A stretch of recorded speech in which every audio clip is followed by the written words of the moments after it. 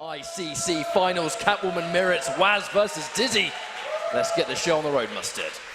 And of course, quite fitting.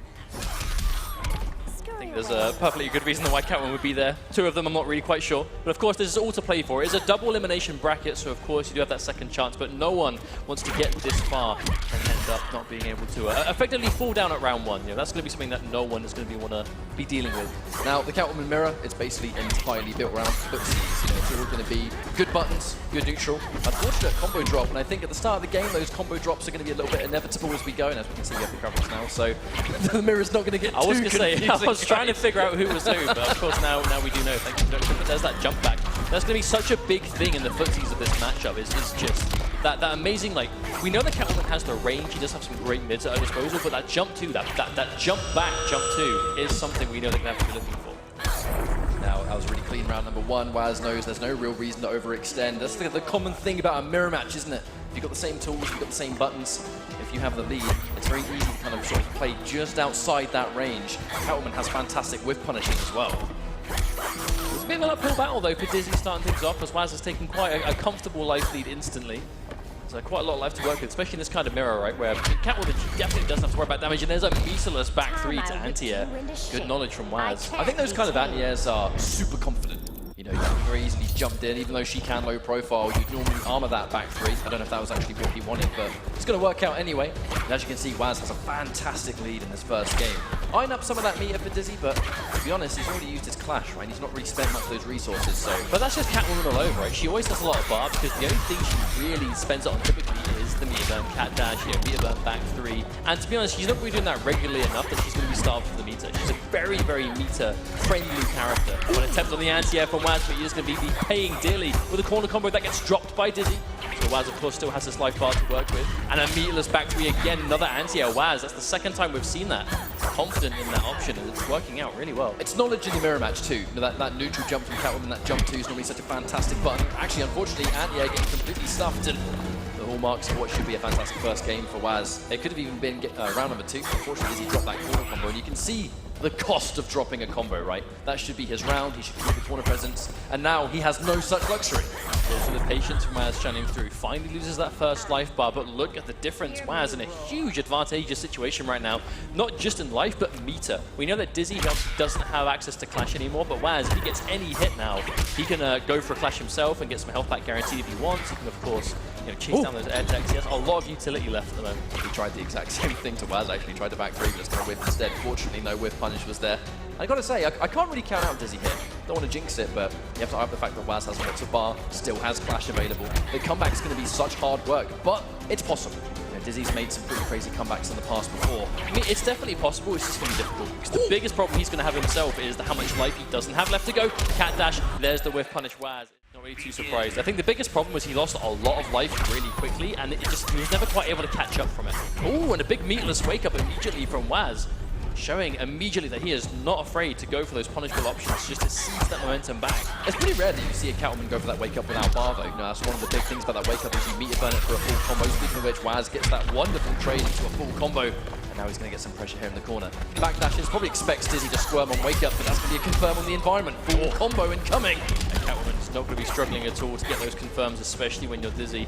I mean, at this point in the game, when the game's been out for as long as it has, like, you have to be aware of those environment combos, right? You have to be able to just squeeze every bit of damage you can out, especially now Waz is taking a meager life lead, but unlikely nonetheless. Oh, anti-air, because he knows he's not close enough to get a full button. Plus frames. Oh, the backdash from Waz. That's knowledge, right? You know, Catwoman, her backdash is super, super strong. If you think they're going to try and press buttons, you can get out of dodge with it. Waz reading a couple of air escapes from Dizzy in this series, and again, good catch. Uses the catch scratches, but it's good currency spent if you're going to take the round, in my opinion. Well, also the fact that Dizzy spent those 2 bars on the air dodge. You know, the evade was completely chased down, and maximum range down to anti-air from Waz. I'll say Waz looks in complete control so far.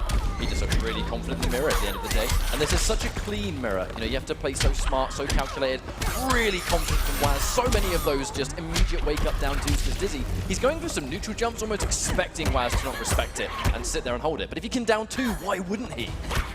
It definitely looks like the way Dizzy is trying to play this neutral, Waz is just ready for. He's having the answer for almost everything, right? Jumping back, neutral jumps. He seems to be one step ahead in the neutral. going to have a lot of reward, as we can currently see Waz on the verge of being 2 games up. And just in case anyone's new, 3 out of 5 is what we play to in Injustice. So there's still going to be a little bit of wiggle room for Dizzy, but he's starting to run out of time. I mean, down but not out, right? Like he's definitely, without a map here, without a doubt, he's down a game, almost down 2. But this is comeback potential, especially if Waz is going to miss that combo. So, of course, he has the games to work with, but every match you lose, it just gets one step harder to bring it back, especially in a mirror match like this. When Waz, to be honest, is looking really confident. Good block on the low, no reason to block overhead. Yeah, that's one thing about Catwoman. If you're just patient, if you're just confident, block low for the majority. She doesn't have a lot of overhead potential. Chase it down with the jump 2. We're going to see someone on the start here, but I'm really eyeing up that clash. Waz using it just to undo some of the damage, stop the bleeding a little bit, but he's going to keep it. He didn't clash straight away. A little bit of hesitation from Waz. Took a lot of the damage before deciding to clash. I think he didn't realise, no, if he didn't, it's going to be missing a chance to get guaranteed health back. But of course, and that nice anti-air, Waz already stunned the momentum a little bit. Now we're starting things off.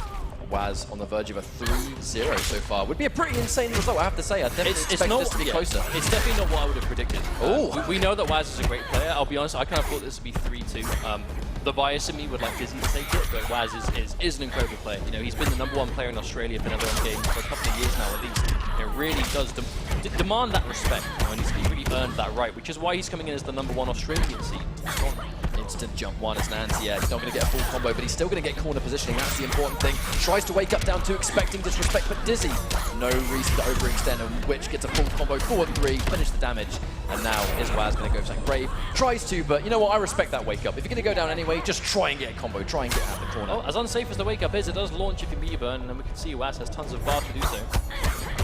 This is an immediate shift of what we've seen though. For the first time, Dizzy is massively in the lead, but Waz still going for the anti-air, not afraid. He's been giving up his turn quite consistently with these neutral jumps. He really has in the jump back environment. Dizzy taking damage, opts not to go for meter burn, wants to save the resources just in case Waz goes for a clash later. And there's the confirmed cat dash. We're going to get some damage on this. The jump back 1 doesn't get the damage, but I think he just wanted to have his back to the corner, but the down 2 comes out again.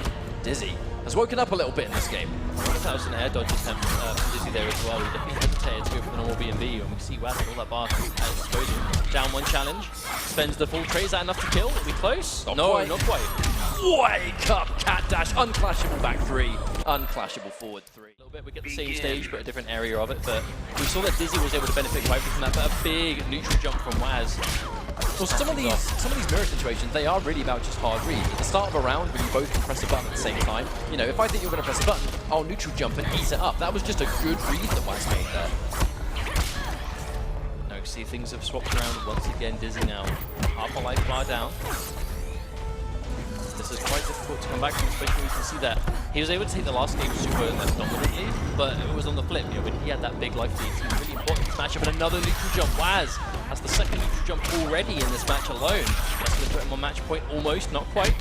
He's just really expecting Waz, he's expecting Dizzy to press the button, and because of that, he's getting those neutral jumps. Dizzy's going right into it, doesn't get the reverse just yet. So they wake up. Oh my god! I'm not sure if that was intentional.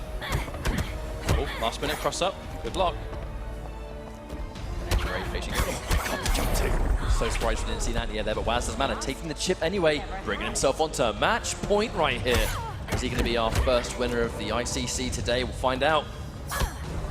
Long range, Dizzy. Still expecting it. There it is. It's going to be a full combo again. Meter burns, just not letting air tech. Dizzy just trying to get the damage where he can. Yeah, those meter burn back 3s and forward 3s, you cannot air tech them, and that's basically the read that Dizzy was making. Okay, bring things back a little bit. Plenty of work left to do, and I'm really eyeing up that meter, to be honest. Okay, no, Dizzy getting launched. Okay, knocked down.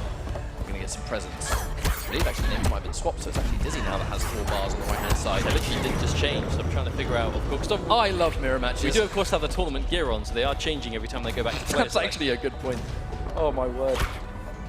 Looks like Dizzy is actually the one that's on the back foot right now. Okay. Pressure. That's decent chip damage for what it is. I mean, Catwoman does do really good chip, I find. She has a lot of safety there on those buttons. And with safety comes chip, and with chip comes great results because you get the meter build. Nice block on the environmental interaction, but Dizzy unable to spend his bar so far, that's the thing. You're just not given the opportunity. I feel like Waz has really slowed this down, and that has been the thorn in the side for Dizzy right now. The interactable is back. Whoa! All dancing around. Who's going to press it down first? Let's get it was Dizzy, catches the interactable. That was huge. That was so much damage, but the whiff punish immediately. Back 3, Waz, does he go for the tech? He doesn't. Now Dizzy again, he has to be careful. This is actually unclashing death territory from Dizzy. Yeah, if he gets launched now, it's going to be meter burn back 3. It's guaranteed death. He has to be so careful. Match point for Waz still. Oh my god! No, Waz, he tried to whiff punish, but a little bit too quick. Ran into the string itself. Oh, Waz. Safety. He really likes those unclashables. Oh my god, this is so tense. They're both in unclashable territory now. Especially with that drone. Oh, immediate unclashable. And again. No, not quite enough, he missed it. Dizzy was so close, but so far. The low connects. He has to clash. He's going to take some guaranteed damage if Waz wants to spend the bar, but it will not kill. Even if it's 2 for 1, he's still going to have a little bit of life left in the tank. They're going to tie it. No health. Waz still has his clash, but I'm wondering if he's so weak, he might not have a chance to spend it. No push chip. block. No, it doesn't finish. Oh, the down one challenge. The neutral jump, the ultimate read from Waz, and the bar that he saved is going to be enough.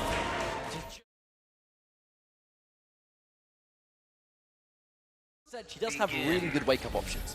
It's going to be one of those mix-up of what wake-up does she go for, but it's going to be K-Top, recently picked up by Loke. You may recognize that sponsor from Legacy of Kaiser, you know, I was going to say, I recognize this tag. You know, shout out to Nidek as well. 2 of these very strong Greek players representing.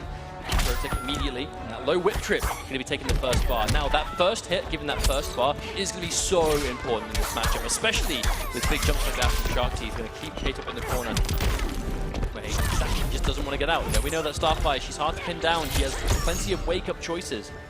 Only from certain ranges are they truly a threat. And again, it's that Catwoman jump too amongst a few other tools. This matchup a little bit tricky. It does for just that exact reason. Tried to Anya, didn't quite work out. Now there's the immediate backdash. It gets away from the clusters, but it's not enough to beat the trait. I'm talking about this matchup because we know that Tekken Master plays Starfire, right? So this is a matchup Shark Teeth is more than prepared for. Well, I think that's always going to be a case. We know the Middle East scene, they do have a huge amount of characters represented between them. For that exact reason, you know, they play characters for no reason other than just giving each other matchup experience. And that's what you need to do. K-Top looking to fight back. Oh, catches max range string, ready for it the second time. 2 bars spent. We're taking the life bar, sending Shark Teeth to full screen. And that trait will recharge before they can play again. A really good sequence. That string off the standing 2 that goes into the low, K-Top really likes that string. And there's the grab. Hit by the grab, you block high, expecting the overhead on the end of that forward 2, and you're going to eat a grab, as I just said right there. Back to back 2 times. Oh, and yeah, down back 3. Yes, please. Full screen at you. And this is where Starfire wants to be. Shark Teeth, plenty of bar, not getting an opportunity to spend it, and just like that, stolen the round away. But now we're going to get interactable. No clash from K-Top. He's opting to save it. He's got to be careful, because if he gets full comboed here and knocked down, if he's opened up now, unclashable. Wake up, down back 3. Shark Teeth has to be careful, and that chip damage is going to add up. We know K-Top. Trait bar is low. This is the jumping heavy. Backdash again. K-Top. My word. He's waiting for that trait. He has some of it. Oh, the grab, the max range.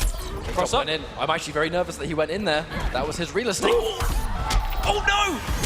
Unclashable again. Oh my god, that hurt so good. He's afraid. He does not want to win too much. Oh! No, Shark Teeth. She doesn't have those full screen tools for dealing with chip damage necessarily, right? Like she has mobility, but ultimately when you're that low on health, it's still something you have to deal with. And again, K-Top sticking out the string, max range, there's the whiff punish. Shark Teeth finally finds an answer. Nice little beginning right there, nice chunk of damage too, but I was worried, man. K-Top had the full screen to work with and he chose to go in.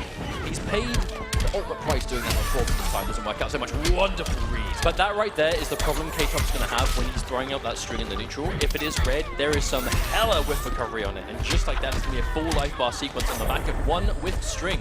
That's exactly why you have to be careful sticking out those buttons as Shark Teeth makes him pay dearly. Oh, big boy jump in. Galactic jump in right there. And that's kind of like the payout. You can see that the presence that Starfire has from the screen. Catwoman gets 1 jump 2. And you can just see disaster take place. I thought that's just the matchup though. You know, on the back of the last game was taken by K-Top off the back of playing full screen really well, and Shark Teeth getting a bit impatient towards the end. But if you can make those big jump ins, that's the difference you can make. It's just the nature of the matchup. Really going to that string 1 too many times, I fear. You know, Shark Teeth, he's wise to it. He's whiff punished it a bunch already, yet K-Top is still doing it. That meaty anti-air, active for a million years, and Shark Teeth will take that. Down 1 trip guard, but no full combo, obviously. This is Starfire. At this point, I think you can just take whatever damage you can get to bring it back. There's the grab. He's happy going in. I think Shark Teeth's happy to take that grab with the lead that he's got. It's minimal damage. He's on the armor break. No back 3 for you. And this is going to be a pretty tricky comeback. But he's got full screen. This is where Starfire wants to be. especially with a full bar of trait. This is what we saw Shark Teeth struggle with last time, the full screen against the trait game. Again, just like that Shark Teeth, he's looking for the perfect range jump in, but will not find it yet. Oh, and there is what Shark Teeth needs. One too many advancing strings from K-Top, and he's going to be punished.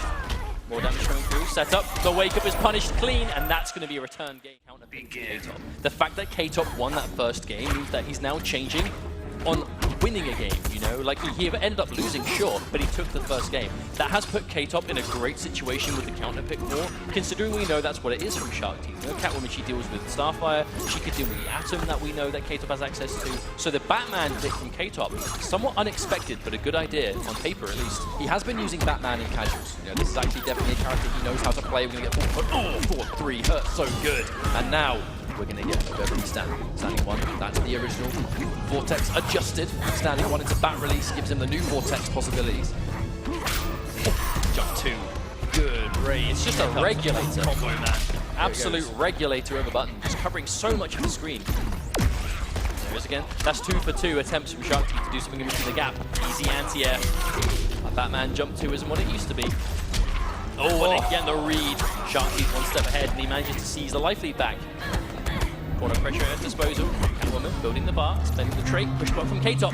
Protect, but the bat disappears. Good trade for Shark Teeth. That's the problem. The authority getting rid of pressing buttons off the mechanical bat. They're not really plus on block, but if there's a forward 3 coming your way within frames, you probably should sit there and take it. I like how K-Top opted not to go for the restand there as well, because he didn't have a bat, so he wouldn't have the same kind of deadly vortex that we have seen Batman players be able to use nowadays. Push block, just to remove the trait. So important when Shark Teeth is so close to using around interactable, giving the mobility. These are 2 gadget characters. They're going to be bouncing off the environment, not throwing it. And they don't disappear either. Like they are going to be an object to deal with for the entirety of this game. Oh, tries to confirm, doesn't commit, and there it is. It's getting tagged by the back 2 for Batman. Even things out now.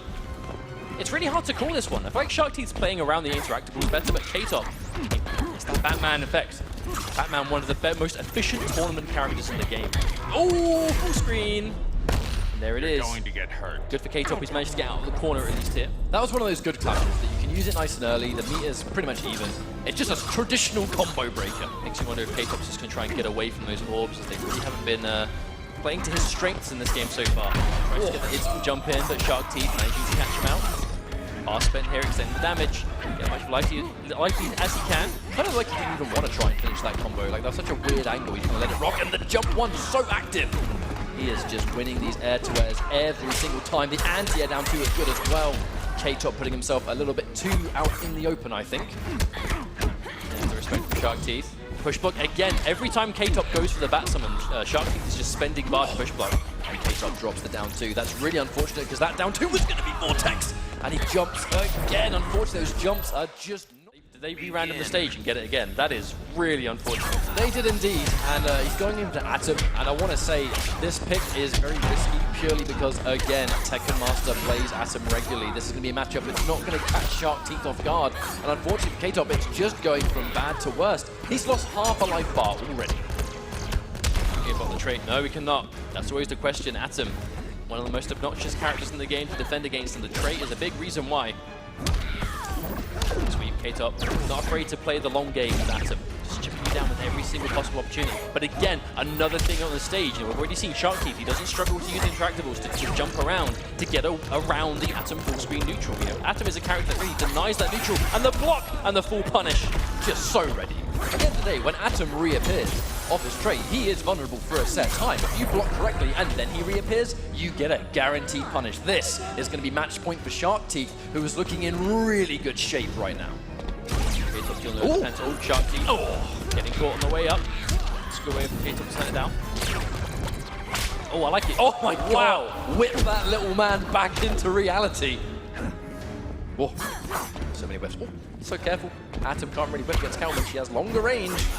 And there it is. Catches the full combo. This is corner central, so meterless launch. She's going to use the cat dash. More damage, knockdown and pressure. Shark Teeth, I mean, at this point, this is his round to lose. I mean, yeah, he has all the tools in place. Look, the avoiding Shark Teeth, just nothing. Full punish, easy defense from Shark Teeth. So unfortunately, K-Top just constantly attempts to crack into Shark Teeth, just aren't working. This is playing so solid right now, K-Top. No clash, managing to take the first life bar. That's what he needs. Not an impossible situation to be in, as the trait is about halfway back now, but it's the meter that worries me. Atom with no bar is nowhere near as scary. That raw down 2. That just says, no, this is my round. Raw trait. Signs of a little bit of desperation, I fear, from K-Top, actually. The throw tech of all the options she'll get hit by. That was a hard read for the grab. It's going to be right. And oh my god, Meteor Bird back 3 to armor through. Chases down the tech and read after read. Shot. Strong with, like, he is the best Enchantress, but it is going to be Atom versus Enchantress. And need to start things off as the first hit. Go Atom via trait, but the anti-cross up, that down to the uppercut from Enchantress is going to be a defining feature in this matchup. That cross-up jumping too as well to give Dubasik a little bit of a lead. Now, this sort of neutral game, she can reflect the projectile, but she can't reflect the ground pound, which is one of his main key tools. She has a very strong counter-zoning game, and down 3, out of the plus frames, and hello, back 3. We're not going to be in the Rock of Eternity anymore. I mean, that was just a point-blank back 3, and it worked so well. I wonder what that was. And it basically didn't work. Or tries to air-to-air, but I'm actually really surprised the trait missed. That's Atom. He's a little man, and he's irritating to hit. And that forward 3, so good. A unique forward 3 does track almost entirely full screen. Perfect again, forcing him into this situation. Now, one thing about this matchup, Enchantress can anti-air, and that's what the point was for. Tekken Master, he's mindful of Dubasik's execution on that down 2 anti-air. Speaking of which, though, to give a taste of his own medicine as the trait comes out again. Basic, the defense on point. Oh, he walks back so the throw didn't reach. That's going to be a full punish. Dubasik, not only was that a block on the trait, he walked back to make the Atom throw not even be far enough to hit, to reach. That was pure defense from Dubasik and matchup knowledge. Oh, that forward 3, unfortunately, for the wrong range. The close one probably would have had the push block just to get rid of that chip. Tries to get the teleport to get out of there. Big read from Tekken Master, because right now we see a Soul Steal knockdown presence. Jump 3 just to get a bit harder. The parry comes through. Don't press buttons right there. That's a really good life lead for Dubasik to have, though. Tekken Master able to chip away that first life bar, but this is a great situation for Dubasik to be in. Oh, trait is out. Here's the mix-up. Oh, the throw tech! But it does, the thing about that, if you have your throw tech when you're an Atom player, it does at least get you safely out of the trait. So not a terrible turnaround for Tekken Master. He's really showing that his general approach here, like sometimes it works and sometimes it doesn't. He's been saving a lot of meter. And as your blocking trait, blocking attacks does give you super meter, so he's been pretty high on the resource department. Oh my god! The spirit, my son, above says no to that jump hit. Wants a block, but no trait. Back now, though, and it will be used immediately. Tekken Master wasting no time. That's going to be a safe way again this time. Meter burn, but goes over. No throw tech from Dubasik. Tekken Master managing to claw this one back. Really looking at the super meter. A lot, but there's the freeze! Full combo. I was going to see an air tech. There it is, chase down. Does get out. No full combo. Let's let him escape a little bit of damage. And the wake up! Wonder what Tekken Master attempted there. Oh, sweep. Wake up again. Interactable. Unblockable. This is a dangerous situation for Dubasik. One more blockable, that's it. Oh, and that teleport. I wonder if Dubasik was waiting for a ground pound there, but it didn't. Having amazing defense, blocking everything, taking throws. But at no point did Tekken Master look like he wasn't at least being able to contend with the neutral. That's the issue with this character, right? Atom is such a slippery eel of a character. Very hard to lock him down, and Enchantress has a very strong grounded game if you are a character that is forced to play on the ground. Atom, he pretty much takes neutral and flushes it down the toilet. Yeah, that's what this character does, which makes him such a good pick against Enchantress, which is why Tekken Master went with this pick to begin with. An attempt to interrupt the trait there instead of just blocking it, but that's going to be a full combo. Dubasik must have tried to go for a background bounce, but was just out of range of it. Oh, the anti-air. Good pickup. Very unfortunate. And there's the aura. Oh, you're going to take damage getting in one way or another. That's just going to cover multiple bases. Tekken Master in better shape than he was previously. He took the first game, so concerning times for Dubasik. Oh, that trait's going to hit. He gets Tekken Master safely out, but Dubasik tries to press buttons anyway. Oh, there's the anti-air. Oh, tries to go for some optimals, but again, wasn't able to. Dubasik missing a lot of damage on the table. A couple of instances where he's really miscalculating the range he has for those interactables. That's one of those problems. If you miss an interactable combo, you're punished with no damage. And against Atom, every hit counts. Big boy neutral jump. Master one step ahead again.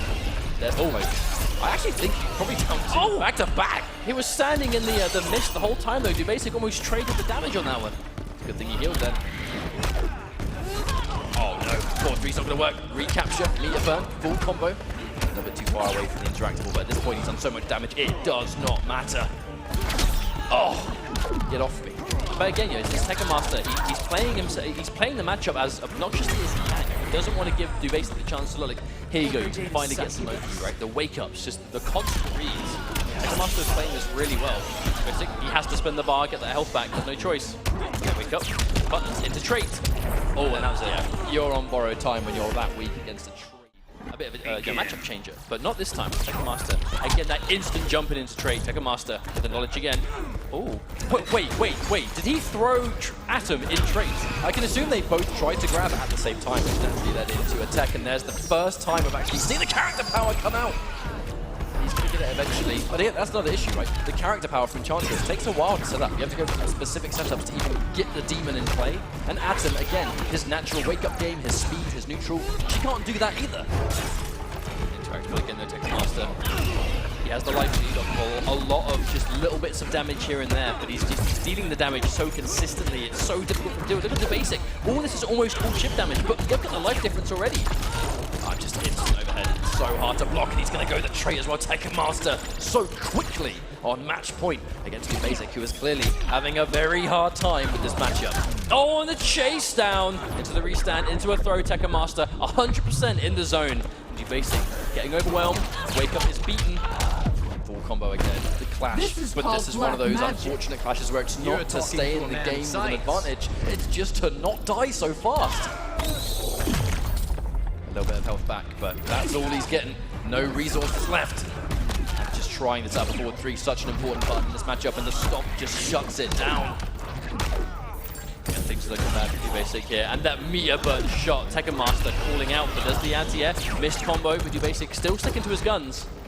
Push block, but again, that was only bar at the time. That's one back now, but it's not good. Full screen anti-air. Spend the bar to regenerate. Yes, he will. At this point, he's going to have to spend all of his meter on that heal. It's the only way he's going to stay long enough in the fight, really. But unfortunately, another air-to-air, going straight into trait for the tricky stuff. And this is just moments away from Dubasik. Unfortunately, Center loses. It's going to take a miracle to pull off the comeback, and it doesn't matter. Tekken Master easily taking that 1-3-0, and he will be moving on from this. I'll be honest,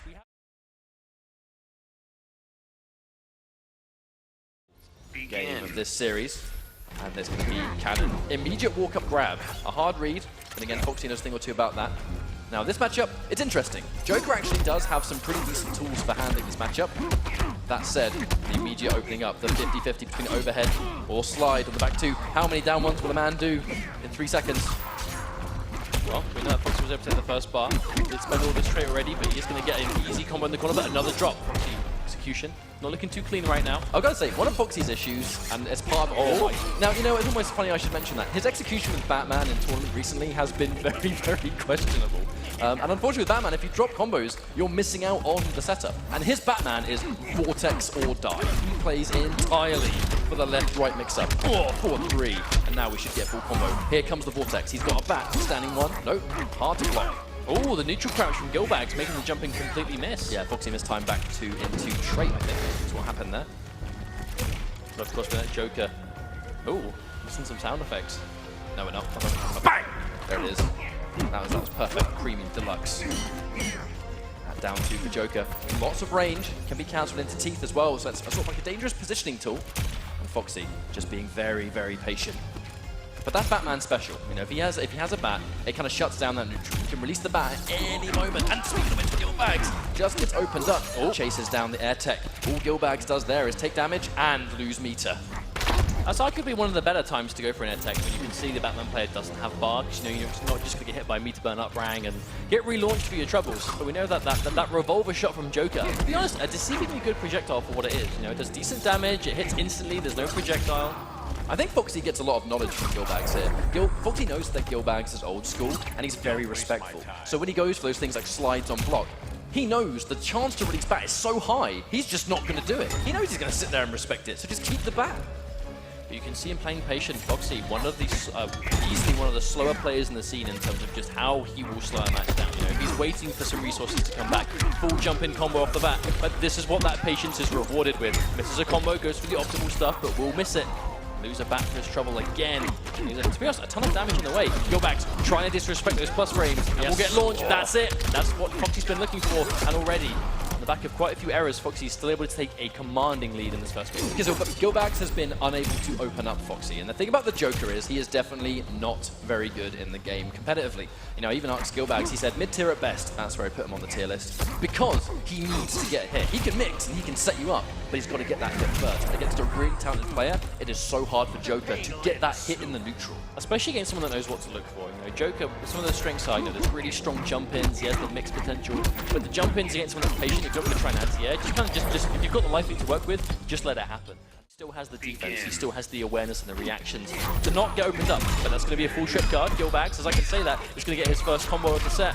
He's going to make the most of it. Oh, very hard read actually to do instant jump light. You very rarely see Foxy go for those decisions, but I think it must have been such a slow-paced game. He expected Gilbagz to almost like, you know, hit the ground running in game 2, but the patience from Gilbagz, I love it. Anti-air as well, but no way. Beats the jump in, and now we should get a mix up here. No bar to spend. Forget I said anything. He does need the meter to meter burn the grapple for Vortex, which he does have now. He does have one access to trait as well. Good situation for Foxy to be in. That one combo is able to even things out somewhat. Oh, big range. I like that from Gilbagz. We're going to see another full combo at last. Gilbagz finally gets 2 openings, yet to get a single opening in game 1, and just like that, he's reversed momentum. And now Foxy's having to sit there and block. Wants to push block just to get the safe bat, and Gilbagz swinging too hard. I'm actually really surprised that still combo. Looks like Foxy just caught the end of the hit stun. So the defense from Gilbagz, good defense. That's like 4 jump-ins in a row he's just managed to deal with. The thing about Joker is his down 2 has good range and good active frames, slow. but it's very slow. You very rarely can't reactively anti-air Batman here. He's confident in his defense. Now the bat, just to make things a bit more tricky. So much chip, and if it's chip damage, it's going to be meter build for Batman, which is going to build him all the resources to kill. And the unsafe! No way, Gilbagz did not have the bar to make it meter burnable. And that's unfortunate. Could be the round. The active parry! Hang on. Oh, okay, overhead. nice sequence. That was a very Joker way to... Oh my god, what was that? Run-up parry! Foxy being a bit too cute. Well, I think that was almost a momentum killer, right? Like, Gilbagz, he just managed to bag Foxy with a parry. Wonder if Foxy was kind of like a monkey see, monkey do thing, right? He's like, right, you're going to hit me with that. I'll do the same thing back to you. But it didn't work out as Gilbagz did sniff it out. And there we go, push block. A very expensive get-off-me move. 2 bars spent, but worth it if he can keep the round. And now he's got the bats again. And that's why Foxy would go in for the bat trait and sit there and block, because Gilbagz, he knows they're not super plus on block. He's disrespecting. He's challenging on block. Foxy runs into a gun shot. Instant jump 1 just to say no. Full combo coming down, and unfortunately, that's a drop.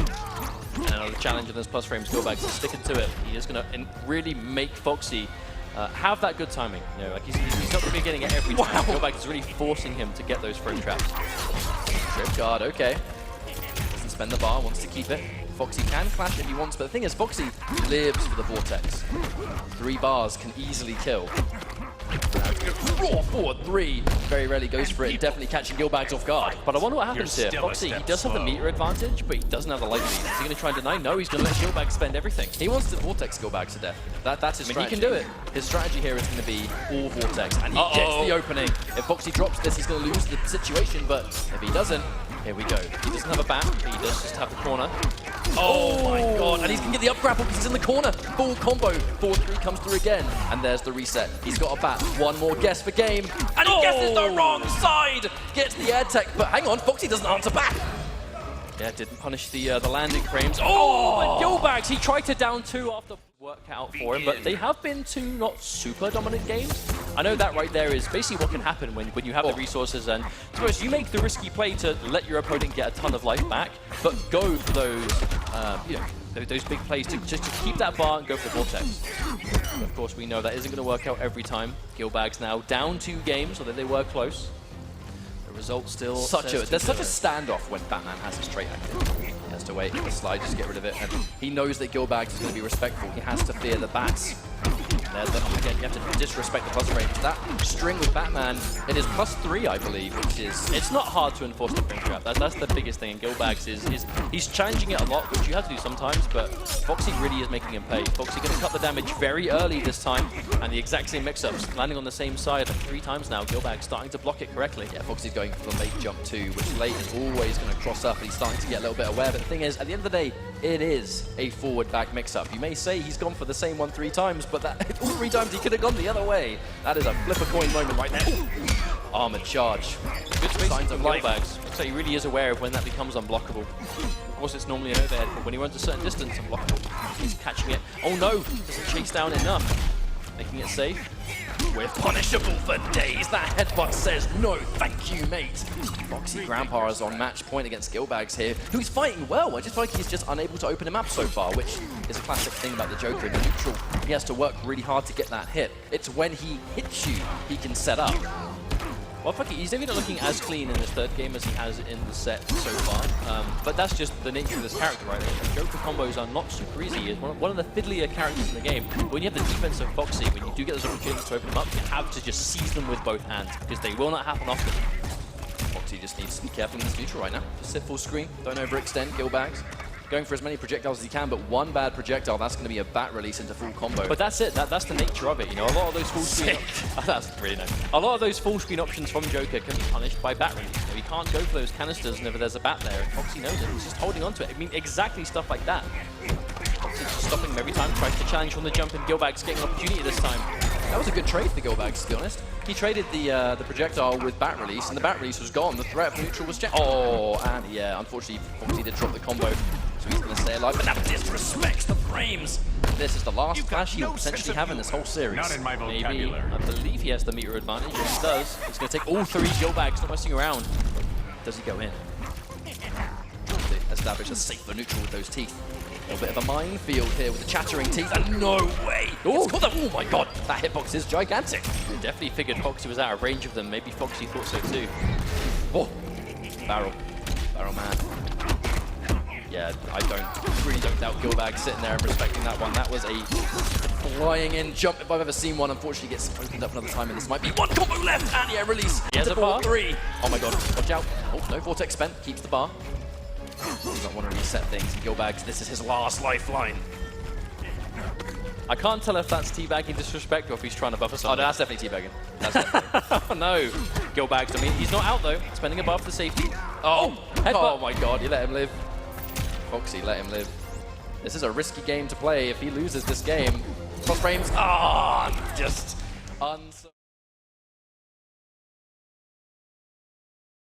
what they can do. And two of their players have made it through into the next stage. And at least in case, actually, it's going to be both of their players. So it is Supergirl, SharkTeeth versus Waz. And this is an interesting matchup. You know, Catwoman has those good buttons, but Supergirl, she has a lot of mobility, a lot of quick punishability as well. The important to remember, you know, just because of where we are at in the tournament, the winner of this, I believe, goes to Winners Finals. So this is a crucial match to win. To get that step closer is really important, but Waz going to take quite a nice life lead already. No bar anymore, but spending it well. There's no respect from SharkTeeth. Just holding all of this. Now those staggers on the back one. Waz knows that there's no quick 50-50 here. He can just sit there and expect the back one staggers. He can sort of take the chip as it comes. And there's the interruption. Waz getting the full combo, the overhead as well. The traditional mix-up of in the corner, she can go low, she can go for the effect flip. That's a 50-50. Yeah, 100%, especially in that kind of situation. But we know that SharkTeeth's able to fight back now. Supergirl damage, respectable for what it is. Ooh, and the fuzzy. I really respect the reset attempt from SharkTeeth. He has so much life to make up for. Kind of had to try and go for something a little bit, a little bit cute. And unfortunately, the delayed hover was not it. But he needs a couple more combos. Supergirl, she does a little bit more damage because they did buff her a fair few months ago. Before we went to Season 2, she get a little bit more damage from her combos, but she's still not really anywhere close to the hardest hit character in the game.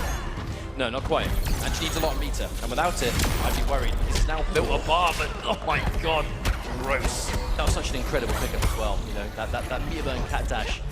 I'll be honest. I remember when the armor was taken away from it, and you know, some players worried about the utility of, you know, what's it going to be used for now aside from the combos, full screen conversions. Not a terrible thing to have with a character like Catwoman. I think of when that used to have armor, and I feel sick. That's how I feel. It's so good without it. People know, Waz here to play. This is a solid win if ever I've seen one. Look at the difference. I mean, and SharkTeeth has the clash too, which means that there hasn't been an optimal time to go for it. Waz is just playing this really well. Very patient game. And that's the Waz way. That's the Catwoman way, you know, in this situation where he's got so much life to take for SharkTeeth. He's the one that now has to push here and extend and put himself in harm's way to try and force the situation, and Waz just content. I mean, he's not pressing buttons anymore. Waz has literally no reason to overextend anything unless it's a guaranteed situation. The first button he pressed in like 20 seconds was a guaranteed range for his mid to be blocked to do some chip. You know, like he's perfectly happy to play that range. And the second he does something, Shark Teeth punishes him, right? The second he decided, I'm gonna go for a forward jump, Shark Teeth ready and waiting. That's why he slowed it down the way he did. Unfortunately, he has put himself in the corner. Okay. Shark Teeth forcing the mix-up. Okay, let's see some full combos here. A couple of reps of our hover pressure as well. And there it is released and the delayed. It complements the way she's supposed to play, the way she's supposed to control that neutral, play the footsie game. The first hit is going to go to a throw Waz again. Yeah, Waz, he really plays well with a life lead. You know, the only game we saw him lose earlier was when he basically lost the life lead where he took it to Dizzy. But the second he has it, it's like a complete turnaround. He holds on to it so well. There's going to be a lot of support for Waz here. You know, you can hear a little bit of pop-up. Assuming it is actually Gilbagz whenever Waz grabs those speedo things, because this is such an important opportunity for the Australian scene. For them to see an Australian player make it to finals would be really a dream come true at this stage. Absolutely. The overhead again. Wow, finally pulls the trigger on a teleport, but no combo. Yeah, imagine taking a risk that big and dropping it. I mean, we see the Supergirl meter burn teleport so rarely that it's easy to forget just that I believe is her highest damage opener in the game. You know, for her at least, you know, her highest damage comes from that meter burn teleport. If you have the corner and you have the ability to extend the damage, it can be disgusting damage, but it's so punishable. It's so telegraphed a lot of the time, you never see it. And that's going to be a bit of the matchup here, is that Catwoman down 2, punishing the breath every time. And you can kind of sort of mash it, really. She meter burns, of course. I believe sometimes you might trade. I can't remember the matchup exactly, but I know the down 2 is a really good tool in Shark Teeth fighting back. Okay, instant jump 1 as a reactionary anti at Shark Teeth. Maybe down on bar, but he's not going to be holding anything back. That's the second time he's gone for it too. Like that instant jump ones, if they're active and fast, they are very, very legit anti-as. It's your long range anti-air, right? Like down 2 is good, but it can only cover so much. Oh, the chase down. That's a punish too. I wonder if Waz was just not moving there. I think he pressed the button. I definitely feel like he pressed the button there. And there's a grab. Bit by bit, we're going to chip away at this life bar, and it's going to be 1 round each. And then using it as a poke. If you have such respect on the ground, that breath is an amazing button. Okay, full combo. Shark Teeth back in it. Ooh. He's he's committing hard to these instant floats, and Waz so content just staying on the ground and not having to take it. But it's the patience here. Waz doesn't have the life lead anymore, but he still knows when to be careful. Oh, and there's the sweep. I like that knowledge from Shark Teeth, realizing the string wasn't going to hit and going for the sweep. That backdash just to get away from the down 2 as well. We're playing this one micro read at a time. There it is. Air to air. Nice, clean. Not looking so miserable for Waz right now. He's down on life, and that's, to be honest, not a huge amount of life to sit on, but... Oh, he spends nothing. I assume he's going for the big plays, right? Catwoman off a substantial hit does big damage. And now... But it's not an impossible situation for Waz. He needs 1 combo, and then a reset situation. Oh, God! Alright, maybe not. Ooh, maybe we spoke too soon. 2 bars, keep 1. 2 bars, yeah, just 1. Cat dash, I like it. Good, smart decision. Oh, my word. Oh, and still active too. Yeah, still active. Shark Teeth just walking back. Not taking any risks. No bar now for Waz. Just be careful, but he does have a bit more life than he did before. Oh, wow, I very much expected that to hit. That very nearly did. And oh my God. Breath footsies. Meter burn. Waz not close enough to punish. Oh, right in the face! Keep that breath away, and 1 too many. He's going to get a full combo here. He has yet to use cat dash. 1, 2, 4, 3. Is that enough? No, not quite. Chip damage though. Oh my God! Overhead. Waz, we need to see. And yes, that was less of a choke from Shark Teeth as it was just really, you know, gutsy plays from Waz, and it paid off. Yeah, it wasn't Shark Teeth making mistakes at the end. It was Waz just being godlike when it counted. But that said, he's now going to be up 2 games. Let's see if that's going to be a 3-0 or maybe a 3-1 at least. I think Shark Teeth, it just needs to wake up really. Oh, hasn't built the bar. Waz was very close. Rare footage of Catwoman not having enough bar, but another neutral jump. So so painful, Mustard. It's always a button on the way down. You know, it's you see it. I can only assume that Shark Teeth is seeing the neutral jump on the way up, not seeing a button, going for the whiff punish, and Waz just sticks out the whip on the way down. But it's always from that neutral jump distance, when they're kind of within that just outside of sweep range where, you know, both mids will reach, they're trying to poke back and forth, and that air to air, so good, so dangerous. Unfortunate use of bar, that's bad news going into this final round. It's a rough situation to be in for Shark Teeth. There's no two ways about it. Spending those 2 bars in the air tech does still have the bar advantage, but almost an entire life bar behind. He's definitely got his work cut out for him to bring this one back, that's for sure. Has a trait to work with. Slowly but surely just trying to chip down Waz. Instant jump anti-air. Good stuff from Shark Teeth, going to push the fight back to mid-screen.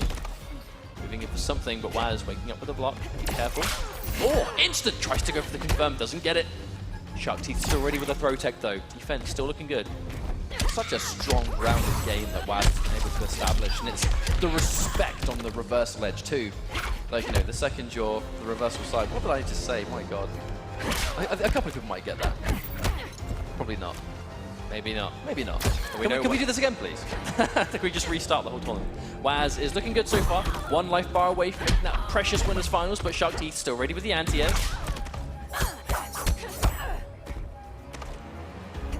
I was going to say the reversal side, by the way. Careful. And there it is. First life bar going to Shark Teeth. But Waz, I'll be honest, still looking good with that bar. Hasn't got any cat scratches though, but really hasn't made a huge difference so far. Oh! That sweep, I thought for sure that was going to be a jump in for Waz. They're always the most dangerous down 3. The ones that move your hitbox out the way, but reaches away. Now, full combo, okay. I like that he finished the combo as well, gave you a fun flash forward. It's putting Shark Teeth in a situation of, if you want to clash, like, you're welcome to, it's not going to be guaranteed health. Oh dear. I just think it's Shark Teeth is consistently behind, right? He's constantly giving himself so much work to do the unclashable back 3. Oh no, he missed it. That could be a costly mistake. I saw that missed a lot earlier on. Look at the life distance, man. I'm not sure. Oh, no, miss! So many mistakes!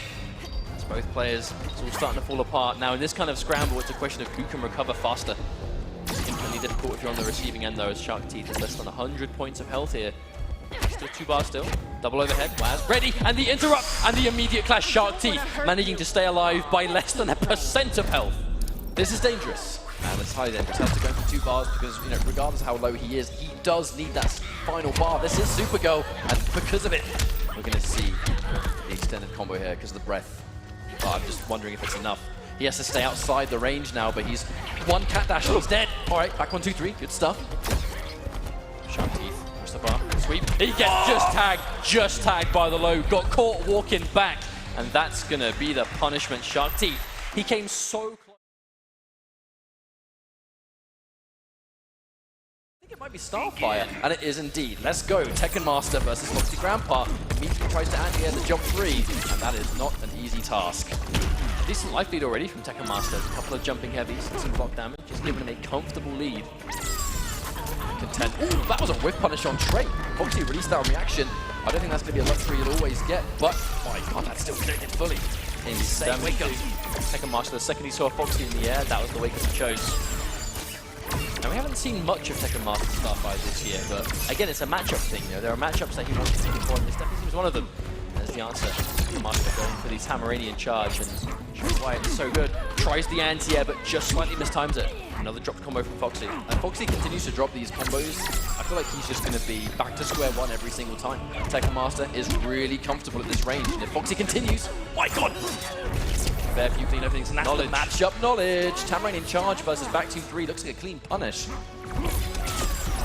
Oh, doesn't get pulled for that. Tekken Master spent a lot of resources for that. Patience, F0xy not pressing anything. But look at that chip damage add up. Oh, just gets a bat, but immediately hits. He just gets tagged by every little thing right now, and Tekken Master all over him. The chip is so insane, but that's the strength of this character. The second you get stuck blocking and there's no push block from F0xy, he really wants to try and save the bar for a Vortex, and I'm going to be honest, this match looks like a bit of a write-off. I would say 1-up Tekken Master. It's hard to say because that Batman is such a comeback potential character, but this is a deficit. 4 bars, yeah, just tries to throw out the grab hook, but not going to work. Tekken Master.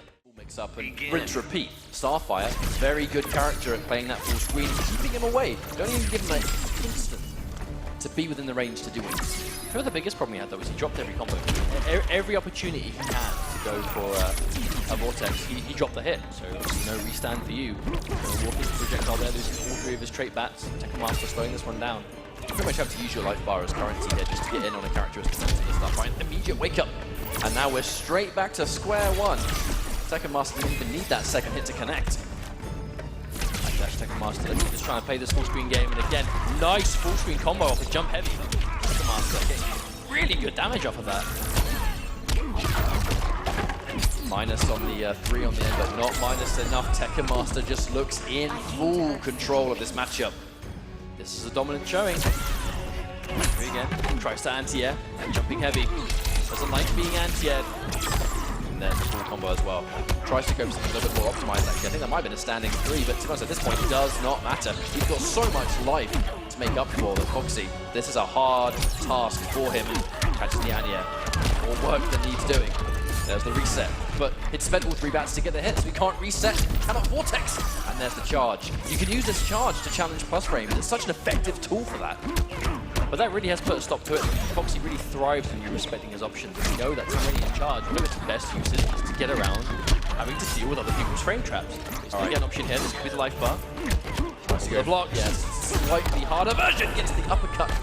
Headbutt. And that's going to be good, but he spent a lot of resources on that round. It was expensive, but it's Batman, right? You can build them back. The problem is, though, never mind, trying to go for the bat summon, getting tagged by a full beam. Oh, and again, every trait he's had so far is gone. Look at that chip damage. Disgusting. F0xy struggling now, jumping into it. This is a very difficult situation to be in, and interactable, of course. Player fighting games, the neutral, the all-important neutral. In this matchup, Starfire seems to be in full control. You know, F0xy Grampa is having to constantly chase down Tekken Master, which is exactly what Tekken Master wants to get with punish. Full combo again. All 3 bats allow that extension, but another combo drop from F0xy, but a reset that was not a reset. Full combo again. Has to cash out. No resource to go for any kind of restand or a bat. Oh, and again, Tekken Master. I like how even though Tekken Master's lost to a lot of these jumpers, he's not being deterred. He's still determined to try and stop F0xy. For this exact kind of reason. It's been good.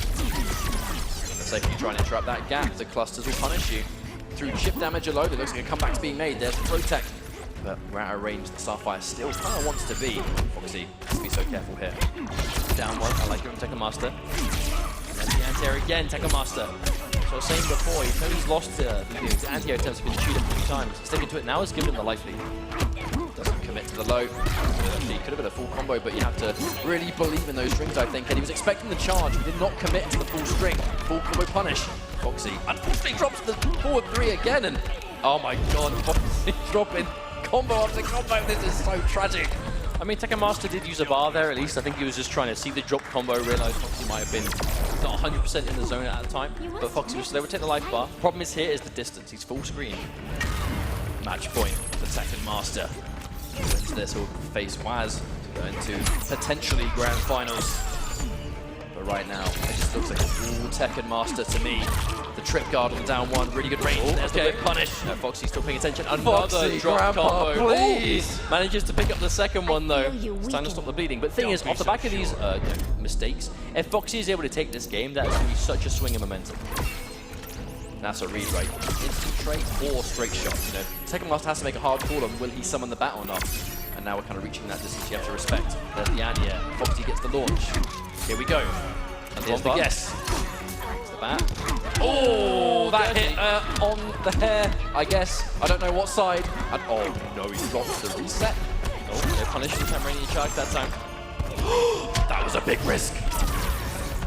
She still has clash, but it's hard to clash against Starfire when she's playing for the distance. Doesn't connect. Not connect in time. Disrespect for the Tamranian charge again. I'm actually concerned he did not clash the charge, and Tekken Master gets the final game, defeats F0xy Grampa 3-0, and I feel like interesting. Does he go? Yeah, so he's gone for Black Canary. This may seem like a interesting pick, or maybe a pick that makes you go, what? But to be honest, not really. K-Top has got a really talented Canary, and we have seen Canary do pretty well versus Catwoman in the past. You know, Sonic Fox versus a Smeege, for example. It's a matchup we know Canary can definitely fight. But it's also less of a common character. She does have true 50-50s. You know, this is one of those characters that she's a bit like Flash in the sense that a lot of her mix-ups, it's not like a lack of matchup knowledge. It's literally These are straight up guessing games in a lot of them. Her kind of drawback is her only full screen option is the Canary Cry. It takes a long time to build up to level 3, and it's not something you can have frequently, but she does hella damage and has unseeable mix-ups. This is a dangerous character to be on the receiving end of. The second you block that knee, it's going to be overhead kick or low kick. You gotta guess, and it is such a dangerous mix-up. One of the biggest true 50-50s in the game. Speaking of which, does not delay the cat dash enough, so we're going to see a full combo. But the bomb detonation, that happened yesterday. That is a true mix-up. That string with the overhead on the end, if you do so, in front of an interactable, it's a launcher, but because it's an overhead, you have to block it, standing. If you go for that string behind it, it reverses the input. It's a reversing cross-up. Dirty stuff from Dizzy. K-Top going to get opened up by it. Lots of bar for Dizzy as well. Got 4 bars of meter locked and loaded. Now he's just sit there and block, look for his opportunity to fight back. The Canary Cry is charged enough that he gets a full combo, I was just about to say. And ask and you shall receive. It's now going to be 1 round each, but again, I'm really eyeing up that super meter from Dizzy. 4, but K-Top making it hard to be opened up here. Sweet. I like the way K-Top is mixing up those meaties though. He's either going for the string that's plus, or he's enforcing, the standing 2, the high kick into the overhead or the low. That right Oh, they're so delayed! It forces respect. Yeah, you can press buttons, sure, but you have to know he's going to delay it. It's not as easy as it might seem on paper. And he tries to disrespect on wake up, pays the price, takes damage. Instant jump 1. Hello, no jump for you. And now Dizzy finally able to use some of those resources he spent all game building up. Now he's going to get some pressure. Down 1's going to be in his favor, but no cat scratches for plus frames.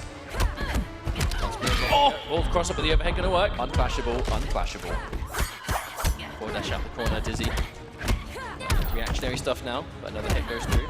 Plus frames. Watch the whole thing, but that's chip territory now. But K-Top, unclashable. Wake up flip. Ah, there's the sweep for low. Nip that one in the bud. Make no mistake. Again, it's Dizzy who's playing well from the back foot. Oh, big life deficit, and again, K-Top's going to get launched. Drop the combo from Dizzy, unfortunately.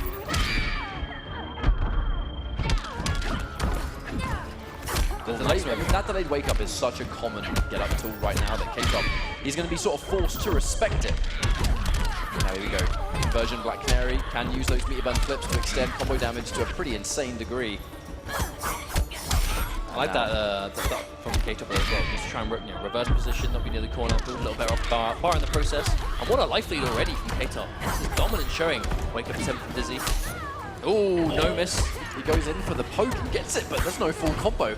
That's another sweep. It's such a good poke for Canary, so fast, it hits low, decent range. This footsie game that we're trying to play here. Oh my god! Just fling at him. So K-Top is playing this so well right now. He's just building bar with every flip.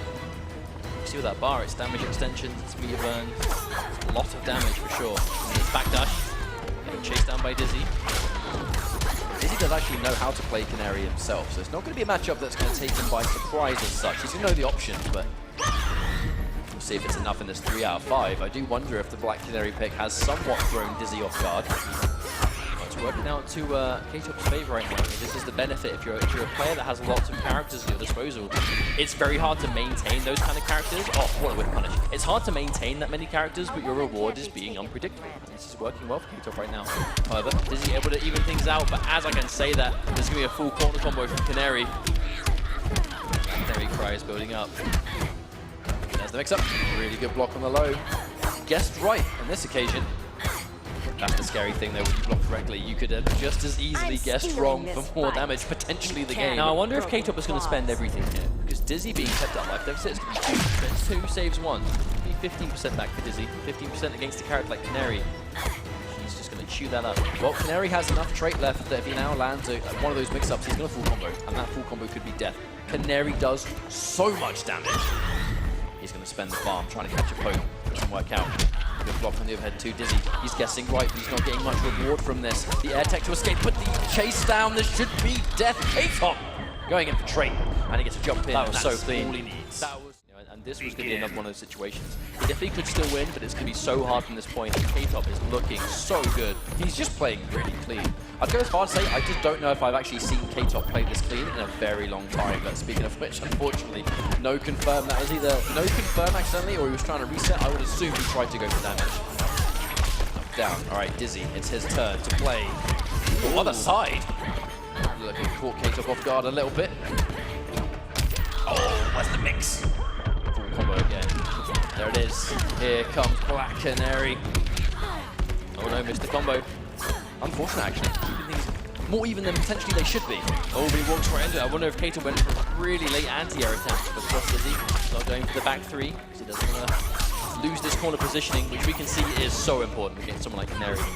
Oh, tries to anti-air, but misses into a complete momentum shift, and K-Top finds himself on match point with barely any life left. He did the interactable, but he empty jumped it. He didn't extend his hurt box, which allowed him to whiff punish the anti-air. He is back where he started, but for it to be, you know, match point for him now, he'll take that trade all day.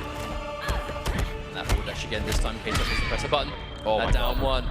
Down one to Canary Cry is so insane. He's going to get an extension, knocked down into mix. Oh, no. Just gets the tech roll. Picks up, blocking on low. He has been blocking these correctly, but it just hasn't been helping him. I mean, it's because the Canary Cry is safe. Ultimately, it's, you know, when Canary has the Cry, oh wow, Meow went through. When Canary has the Cry ready to go, it does make these dangerous 50-50s safe, or at least, at the very least, harder to deal with. They get some health regen, but as we've said before, this feels like our last lifeline for Dizzy. Now he's going to get the combo, but K-Top, you're only going to get one jump in on me, and I'm going to undo the damage with my flash. Only one bar spent though, K-Top holding on to one. Not a bad idea, considering we've seen Canary with the damage. Really trying to stand true with the mix. Dizzy has blocked it successfully almost every time. That was an insanely good sweep. Yeah, just whipping him. Nice backdash managed to ignore that. I think Dizzy just trying to take any damage he can now, right? Chip or not. Roll back three, didn't work. Wait a minute. Gonna get damage here. Dizzy has loads of bar, and I'm really nervous for him. One more opening and he's probably gonna be dead. No opportunity. The reset. Oh my God, the interrupt, no! He did not believe in it. Gets over, but the recovery from the sweep. He's looking for the time to trade in his favor. No push block. No push block. Oh, the second he gets Canary Cry. Is there anything you do? Oh, watch out for the environment. He has to watch out for the fireball. It's still there. Oh my God, he commits. Okay, this is dangerous. This is so dangerous now. Has to enforce plus frames. Oh my God. K-Top. Oh, the delayed cross-up comes through, and DizzyTT. Proud of, right? And the future is bright, and hopefully the future holds more. So now, yeah, it's all about this. The neutral was immediately established. Let's try and get the demon out. It's, we saw that against Atom, the Tekken master. Very difficult for Enchantress to get going, and oh, he just backdashed it. The first time we may have seen a curse. So it's going to be the Dark Flash. That's not really going to mean anything in round one. You know, the Tekken going for the curse. For those that may not know, she has one of 4 curses, randomly selected, does different things. Meteor roll just to get away from it. I love that choice. We're already looking pretty unconventional right now, but it looks like Gilbagz using that little bit of opportunity to build up 2 stacks of haha. The big thing about this trick for Joker, right? You know, maybe why does he need to be moving faster? Why is that going to help him out? His jump ins are so good. The second you increase your movement speed or your speed generally with that trait, your jump ins become impossible to deal with. Now, speaking of which, Gilbagz just got a wonderful sequence there in the corner, and he's going to take that first round really comfortably. And Raj would say that it was actually the increased jump in that made Dubasik eat it for breakfast. Minions are slowly walking. The meter burn roll, there it is. The conversion, doesn't really matter what the curse is going to be, because he gets the combo. We will not see the debuff take place. Dubasik now gets the knockdown. And the neutral jump, read on wake up. Wonderful decision, and we're straight back at square one. The curse we're going to be looking for really is the no special moves one, right? Because I feel like Joker's neutral is so focused on special. He does have good normals from point blank, but his full screen game and sweep distance, it really does come down to specials. And if you can somehow take those away from him, it's going to be huge. Or even like no jumping. You know, Joker's jump-ins are so hard to deal with. There's 2 out of those 4 curses that's really going to hold him. There's the knockdown, Dubasik. Now we're going to get the knockdown into minion. Here's the pressure. And again, meter burn roll. The knowledge of Gilbagz to know to just meter burn roll out of those circumstances. That's what happens when you're a character specialist. You study matchups. He knows Dubasik is in his path, so he would have prepared for it accordingly. Oh, no. Tries to become a special, but not quite in range. And even the canteen. Every projectile can be reflected, and wow, it looks like he just shot that minion dead. He's going to meter burn the projectile for damage. Presents all the overhead. Watch out for that one. Blocking that time, Gilbagz. Gilbagz does have a lead. Burn again. He went for the jump just he thought maybe he was getting closer to the corner than he was, but alright, hang on. Burn, yes, here's the heel. Now back even. Good block on the jump in. Immediate down one. Brave stuff. Oh, hang on a minute. A little bit too brave from Gilbagz as Dubasik is able just to slam him. This could be the final play. Here he comes, he's walking menacingly. Oh my god, he's out! Wait! It hit behind. A 360 hitbox? Are you kidding? Yeah, it's active for a very long time, and that's going to be chip damage. You know, it's so unconventional. Instant jump. He's going to meet it with jump one. Nice air to air, good stuff from Gilbagz. Trading the down two as well, just giving so much presence. Reflect. The second reflected on the screen, it kind of gives Dubasik the opportunity, and there we go. Now, pentagram punished for using. Actually, cannot gain meter when the pentagram is out. Can't clash. Again, doesn't really matter. Doesn't really matter in the first life fight. Look at the ha-has, he's built up so much trade. And the jump in, my god. Did you even see that jump in? He's a bit speedy right now. I actually think it might have screwed his combo up. That's it right there. I feel like the Joker's trait is always like a subject of discussion within the community, because it's like, it's so odd for him to have it, because it does make him harder to play while the Joker's player, but it makes him so much harder to deal with on receiving end. Alright, there it is. And now he's going to get punished for jumping and ducking. Doesn't really matter because he's got so much life. Hits the armor anyway. And Gilbagz, he looks like he studied this matchup. You can just see the knowledge, the comfort, backdashing the hex in, meter burn rolling away from the trait. It's all so calculated. Well, the big thing is, like that projectile reflector, it's usually such a good tool against people with good projectiles, but the Joker's projectile is like, it's a bullet, right? Like, it doesn't have really travel time, so the shield has to already be up in order for it to work. Gilbagz is able to just get through it a lot of the time. Trying to establish this full screen again, reflect into minion. There's no real way to basically challenge it, and there's the overhead jailing into what comes next. Not a lot of pressure though, and Dubasik unfortunately cannot crack him open. We're really yet to see a setup. Gilbagz has just been blocking so well every single time. He hasn't needed it. These are two characters with a lot of setup potential, but I feel like both players are just really denying the optimal situation for the opponent. Oh, her standing one really is one of the best in the game. Really good speed, really good range, fantastic anti-air. Backdash on the ground too. Knocked down though. No meter burn. Actually could have been a full combo if it dedicated, but there's no reason he would dedicate there. Oh, jumps over the 4-3. The brave stuff. He's going to be rewarded. Oh, set up into overhead. First time we've seen that today, actually, not just the set. There's a full combo. Knocks into full screen where he is more than comfortable. He doesn't care about that. Oh, buckles it anyway. Why not? Let's get knocked down now. Restand and the jump back. He knew. No, he knew. Gilbagz. He knew. Oh. Dubasic's in trouble. And there it is. He's now going to trade his health for super meter, and with almost full meter, it doesn't matter. And now Gilbagz, he can't duck or jump. He's going to build up his trait. He can't duck or jump, but he's going for trait. Like, that is not going to help him out.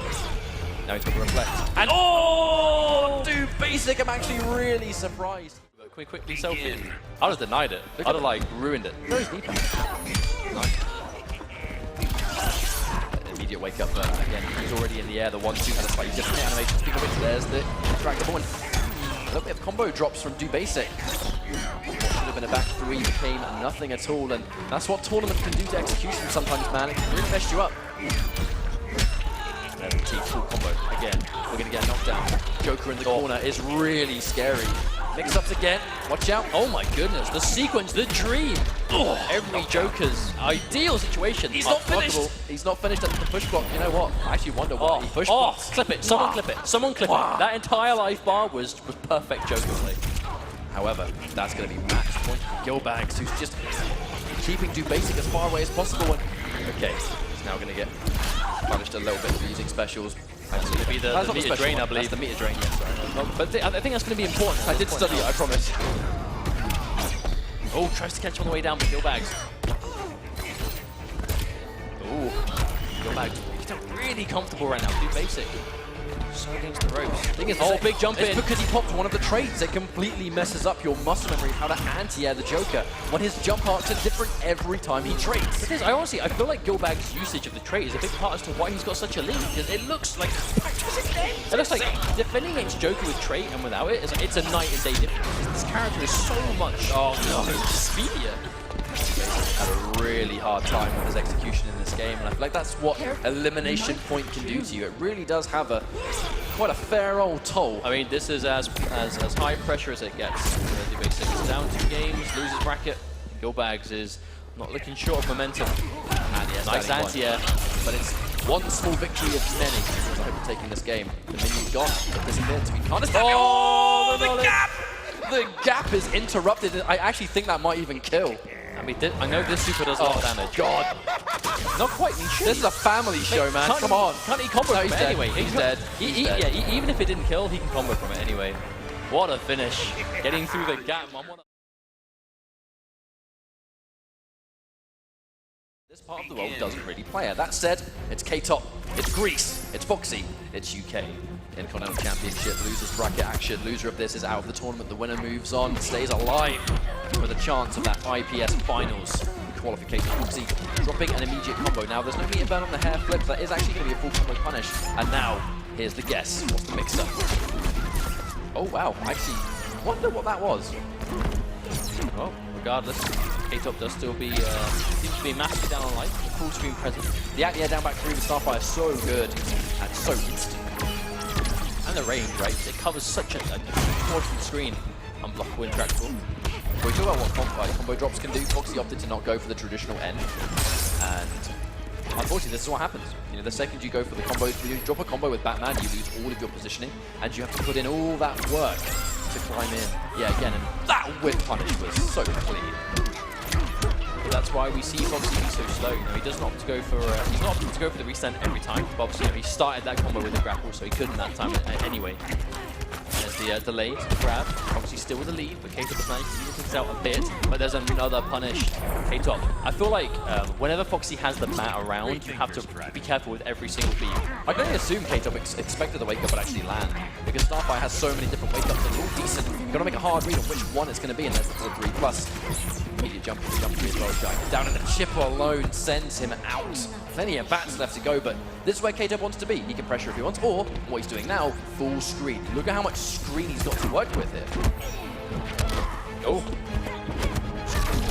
Got to watch out for that one. And there's the charge, back to back. You're going to press the button. I'm on a Tamaranian charge, mate. Now there's the bat again. K-Top have to be careful, but there's the jump in. Bat doesn't reach. Tries to jump out of the range of that jump 3. For those that don't know, Starfire can actually change the angle of her jump 3 by going to different directions out of the 3 input. So it makes her really hard to anti-air. It makes it very inconsistent to deal with on the receiving end, you know, because you can't really react to the direction she's put it in. You kind of just have to, you know, assume which one it's going to be. There it is. Okay, firm. Down. So much meter. He can opt to clash if he wants. Now here's the reset. Here's the guess. Where is it? I don't. Oh, definitely love it the other side. K-Top dedicated to the other one. That true 50-50 left or right. Gotta guess. But that's the perfect time to clash against someone like that, man. Someone that is vortex heavy, and you know you're going to be, you know, dealing with the guessing game. Take the guessing game, and if you guess wrong and you can still win the clash guaranteed, then do it. I like that from K-Top. It has given him quite a nice lead, but unfortunately going to get air to air, and that's going to be another opportunity. There's no bat. No, he has it again. Good block on the front. And push block just to say no to those plus frames. And interactable. Right place, right time, and he clean jump right over the clusters. He chases it down. This should be the game. It's gonna be back 2-3. Bat release and take back. Not when you're in the corner. You may as well just ask for the game to be lost. K-Top in the mean green this time. Bit of a costume change. As we go down to the Rock of Eternity this time. But Foxy, great trade for K-Top. It's going to take a long time for those 3 bats to come back. The standing cross-up. Only works against female hitboxers, those small characters, and he gets that cross-up forward 3. That's that knowledge on deck. That's 2 bars gone into a trip guard, but no bar from Foxy, so can't make him punish big time. That's actually really unfortunate. Ooh, that did a lot of damage. Would have been a substantial amount of damage. Would have seen good knockdown as well. K-Top. Not going to complain about that one. Now he's got full screen. He's got the presence of a trait as well. And there it is, just trying to challenge him. Foxy, I can only assume that was maybe a down 2 that didn't come out. Oh my god, that bat may as well have not been there. See ya, bro. Defective gadgets. And there's the reset. Still gets the reset and still has another bat.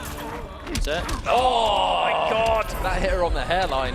I believe that one can hit behind and then land behind, or it can hit in front and then land behind. I know it's a true left to right 50-50. That one can sometimes even be like a night unlock, where it's impossible to tell what side you hit. I mean, you just got to commit. Right? You just have to commit to a direction in a lot of situations. But K-Top fighting back.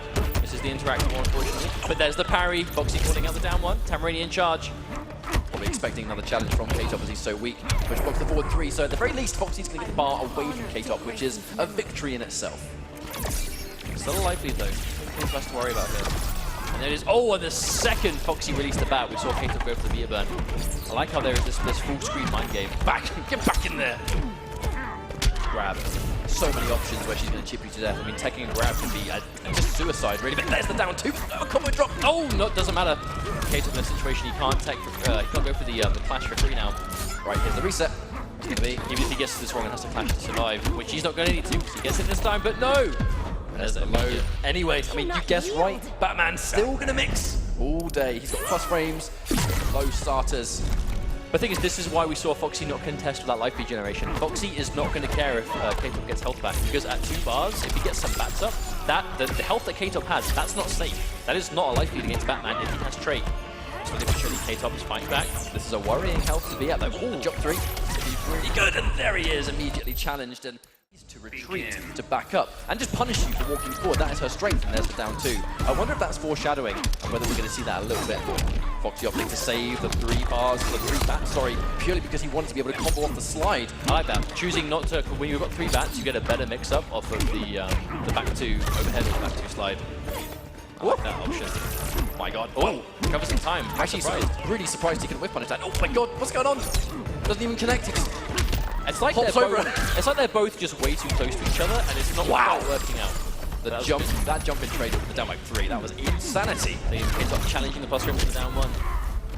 Saw Foxy chewing people up earlier on for that. K-Top going to get away with it. Goes in for the bat with patience for K-Top, letting him release it and then pressing a button. F-flip again. With the block pressure, but on it will take the damage. The chip is real. Oh, and again, I like how players go to challenge the block stun of the trait bats, because they keep you blocking for barely any time. But if someone is confident you're going to do it, then again, you're just going to get launched into your troubles. K-Top, yeah, that's going to be an easy turnaround. Now, it's instant advantage K-Top. From this distance, Starfire is definitely winning. I mean, I'd say ignore the bar. Look at the trait. The trait from this distance is what matters. It's not about the meter that she has. She's going to spend this time building meter. So when Foxy comes in, he can clash if he wants, but there we go. Down 2 into reset. Here it comes. He finally gets a bat, just a magical moment. And the clash used right as he's used the back call. I love that choice. It was right as he got the back call and right as he cornered himself. That was a perfect time to clash. Now Foxy going to let him win the clash. Again, we've seen this before. Foxy content to let you heal because he knows that the way he plays Batman, going for that vortex is, I mean, it's so dangerous. It's so hard to sit on a life lead. But K-Top, again, he's playing around having a life lead so well. Really piecing down those jumping heavies. The danger is Batman, that 1-2, I believe it's plus on block. So normally he gets that load. He can't really challenge it. Starfire's Tamaranian charge, we all know that it's such a wonderful special for challenging plus frames. Foxy has to respect it. He can't press it like he normally can. Instant jump! And no, the drop. That's the classic, unfortunately. That would have been a guess for game, especially with K-Top having no clash available. And, oh, no, couldn't clash either. And that's going to be... We know Foxy is now on the ropes, officially. By no means out. There's going to be one of those tough ones, right? Because K-Top, the Starfire is working out for him, This is on the back of Foxy looking rough and Winners side against Starfire. K-Top trying to do the same thing now. Foxy. Oh, wow. When Foxy's getting an opening, Foxy's having as well as these. At the beginning, he doesn't have any resources. And those resources, again, right now, he has no bar. He can't punish massively. He's hit K-Top 4 times and is unable to get a full combo, so K-Top still has a chance to bring it back. There's the meter burn back 3. Just like that, brought things in return. Now we have the full screen, which is where he wants to be, but wow! Jump 1. Full screen meter burn rolling to jump in. Oh, that's brave stuff. Oh, K-Top landed in time. That was a hard read, but it's going to pay off.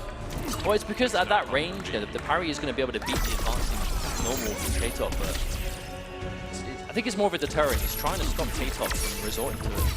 But I mean, why would you not as a Starfire player, right? That's an amazing range. If he whips parry, then it's still dangerous. Jump 3 so hard, challenging Foxy. Respecting as much as possible, finally gets his whip punish. A lot more work to do though, so now we're going to get a full combo. And another drop from Foxy. He's had a really hard time landing that one, and it's going to be match point for K-Top. If he wins this round, Foxy is out there. Still though, this is still Batman, it's still Foxy. It's one of the best out there. It's done. That's what that life lead. Just like slightly, sure, but it's still there.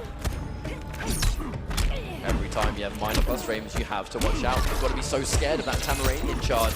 K-Top being really brave with his pokes, and it's working out. Oh my god, what was that? Never mind, K-Top's going to crouch right under it anyway. close. Like this really is a match of K-Top just trying to take every little piece of damage he can from a distance. The second F0xy finds an opportunity. It's going to be a clash probably from K-Top if he gets this wrong on this. Yes, it's right. Very important. He's immediately transferring to the down one, and now he's got the plus frames. What's that? A reversal of his own. Oh my god, the delay! But this is still K-Top's game. And then immediately down one to challenge. He's going to clash. This has to be 2-2, surely. Surely F0xy cannot allow it. I mean, F0xy's near his third bar, but still, yeah, he's going to trade. Forward dash. K-Top now. Here's full trade. Oh my god, he's got rid of the back. This is really important. Gets the mid, but cannot confirm. I think he tried to down one. Oh, it's the wait a minute! God, the instant jump to get around it. You would think it would work, but the environment was right there. K-Top just eliminates a F0xy Grampa.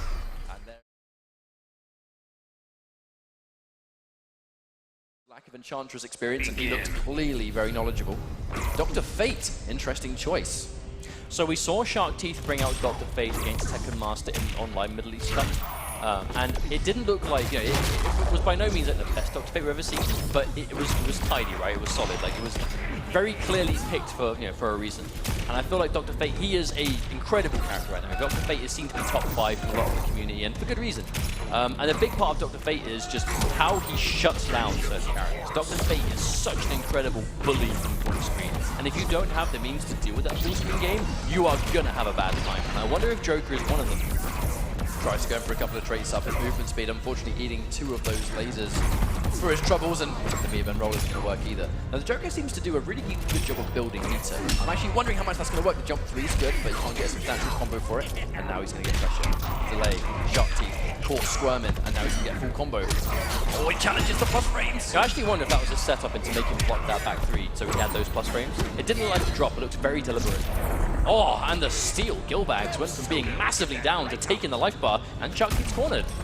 The danger's going to be now is actually Shark Teeth escaping the corner. I know he's, Dr. Fate's a really good character with his back to the wall, but if the Joker has crazy corner presence and Dr. Fate's wake up keeps him in position, the Teeth can shoot him up. There we go again. Trade. Really good trades. Now it's going to be out. Trade's going to take a while to regenerate the orbs to establish a bit of presence. Now the Ha-Ha's let him move a little bit closer. And the 4-2 just chews him up. You have to watch out. That's a really good clash for Shark Teeth. He's going to win it, guaranteed. He's put him in a good position too, because he's not exactly back to the wall here. Like, he's close. He's not close enough for it to be a real threat. But he has this full bar of trade. Gilbagz has no choice. He has to hold a lot of his chip. Shark Teeth, the revolver, big jump in, but Gilbagz not quite close enough. And he immediately jumps. Shark Teeth sits there and respects the Teeth once, but no more. Tries to parry. Very brave read. Press button. Point blank. Oh. Can't count out with Gilbagz just yet, but he's got so much left to go. And with this red trait, 1 meter burn projectile was game over, and now 1 projectile at all and he's dead. The ship is insane. Oh no! He can't win. Surely. Wait. Oh! No! But again, that just goes to show the power of Dr. Fate, you know? Like, if he has such utility, like, it's hard to set it up sometimes, like, especially that kind of thing, right? Using that damage aura properly, it's not conventional, you know? You don't see it every round, but the option is there, and Shark Teeth is ready to enforce it. Unfortunately, Gilbagz drop that combo. I know Joker's teeth combos are very tricky and not that hard, you know, not that easy to do. But goes back to the drop the combo, lose setup, you lose setup, you lose everything. It's giving Shark Teeth this positioning in the middle to do what he wants to do. Very slow game now, and you have no choice. Against these defensive characters, you've got to be so careful. Every step counts, because 1 projectile, you're pretty much back where you started. You can see the tear with Gilbagz. He has to enforce this revolver. If he chooses to not shoot, Shark Teeth is just going to get that full screen game, and this is what we'll see. When Dr. Fate gets, when he gets the edge in the zoning war, that's when it becomes a huge problem, because his projectiles, they're so fast, they do so much damage, you can't really crouch them at a lot of ranges, like, and the orb, again, it really adds insult to injury. It's just such a difficult character to deal with in that zoning department. The second he gets the edge, you're going to be struggling, so you have to pretend if you can, and we got the revolver. Terrible projectile, wake up jump from Shark Teeth, but Gilbagz able to stop it, and that's going to be it. Gilbagz, this is where he needs to keep Shark Teeth. It's 2 bars, and a trait. The deal breaker in the previous game was Clash, wasn't it? And it was allowed that full screen to be forced, because that's what Clash does. And jumping over the forward two. That's why the meter burn roll happened. I think Gilbagz does not want to give Sharkteeth full screen. He's going to take a lot of damage and chip getting in, but this side versus left side, all day, every day, he'll take it. But unfortunately, Gilbagz did have to use a lot of bar just to keep Sharkteeth in the corner. Sharkteeth up the clash, spending nothing. Favors the bar over the health at this point. Bar, we've seen how dangerous those meter burn projectiles can be exactly for that reason. And now he's got trait, that's the danger. Sharkteeth pops this trait, it could be the game over. Oh, challenges it, the disrespect. Push block. Oh, hello. Really good read. Forward dash right into a point blank gunshot. Oh, the event! Wait, that is! He didn't delay! That is like super unfortunate. You have to delay. You have to delay the gunshot, otherwise that happens. And Gilbagz knows it. Oh! No. Yeah, hate to see that. He said 2 frames. There's a specific frame window. I think he said 2, where you release it at a certain time, and then you get the launch. But yeah, it's not easy. And in tournament pressure, I mean, I don't blame him for dropping that. It's so hard to do. Unfortunately, it did result in the game losing. Worst kind of miss. And there we go. Manages to get the trait up. But it doesn't. I don't think it matters because it uses so much of the trait just getting in. I mean, it lets him walk in a bit more reliably. You know, if you forward dash in blindly, you're going to walk into projectiles. But if you walk forward in with as much movement speed, then you're a bit safer. Because you can walk into block any day of the week. It's just the forward dash you have to worry about. I wonder if this is going to be it. I'll give you down to Sharkteeth, K-Top, Waz, and Tekken Master. Maybe. Unless Gilbagz can make it like something really special happen here. Sharkteeth, Air Tech. Gilbagz, he has to jump himself out the corner straight away. I mean, Sharkteeth is picking his corner escapes really smartly. Like, it seems very, very difficult for Gilbagz to keep a lid on him, keep him in a position where he wants him to be. But the biggest difference here is the meter. I feel like Gilbagz, again, you know, he manages to take the first life bar, which is great. But the problem is he's never up on the bar. So if Sharkteeth ever wants to get out of the corner, he's just got a clash, and that's it. He's going to be out of that situation, and Gilbagz isn't able to compete. He has to spend the bar to not lose from full screen. He has to do it. He's having to spend all his bar just to keep Sharkteeth on the right-hand side as well. That's a heavy cost just to try and keep screen positioning, but you can see why. Now it's match point for Sharkteeth, but Gilbagz has so much health, he can actually start to trade now. He can win the trade war. The problem is if Sharkteeth's able to establish like a lot of momentum with the zoning war. That's the biggest thing here.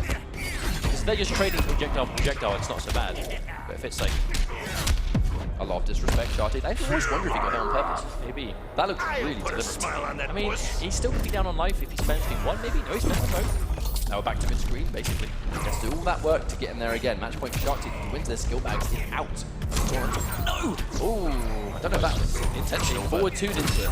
Oh, good trade for Gilbagz, though. He's still on the life lead. Now with the trait after though, I would say how long? 1 projectile, that'll do it! Oh, no. That is unfortunate. Remember, he can stop the orb also, so it's not so easy, and there it is. The first time we see it, but no, just out of range. And the wake up from Gilbagz, but he can't trade anymore. He can no longer trade. He does not have the health to take it. Push block just to get back. He takes 1, but more than that. Oh, he spent his only bar. He bet everything on that, and it's not going to be enough to chip his insane. He has no bar. No, Sharkteeth hasn't got any meter either, though. No! And it all comes down to 1 projectile. And I'll be honest, they were some close games. Like, it was 3-0, but the Injustice 2 Intercontinental Championship, and there's the character switch. Green Arrow. He only uses Green Arrow for this matchup. This is vintage Season 1 Tekken Master all over the place. This should be very interesting. I mean, Westminster, I got a good props to him, like a very calm and collected gameplay so far today. Let's see if they can bring the type of gameplay against Green Arrow, who wants nothing to do with you. Yeah, Green Arrow is one of those characters, especially against Catwoman, that has no bearing of being point blank. You know, Green Arrow is going to play the runaway game. He's going to be as far away as possible. You're going to see 1,000,001 Savage Blasts, and there you go. That is his backdash. It is a meter building, projectile damage doing backdash. Tekken Master is playing Green Arrow, Catwoman for Waz, as you can see. And to be honest, I wonder if this is the matchup we're going to see for the whole time. This is the only time he uses Green Arrow.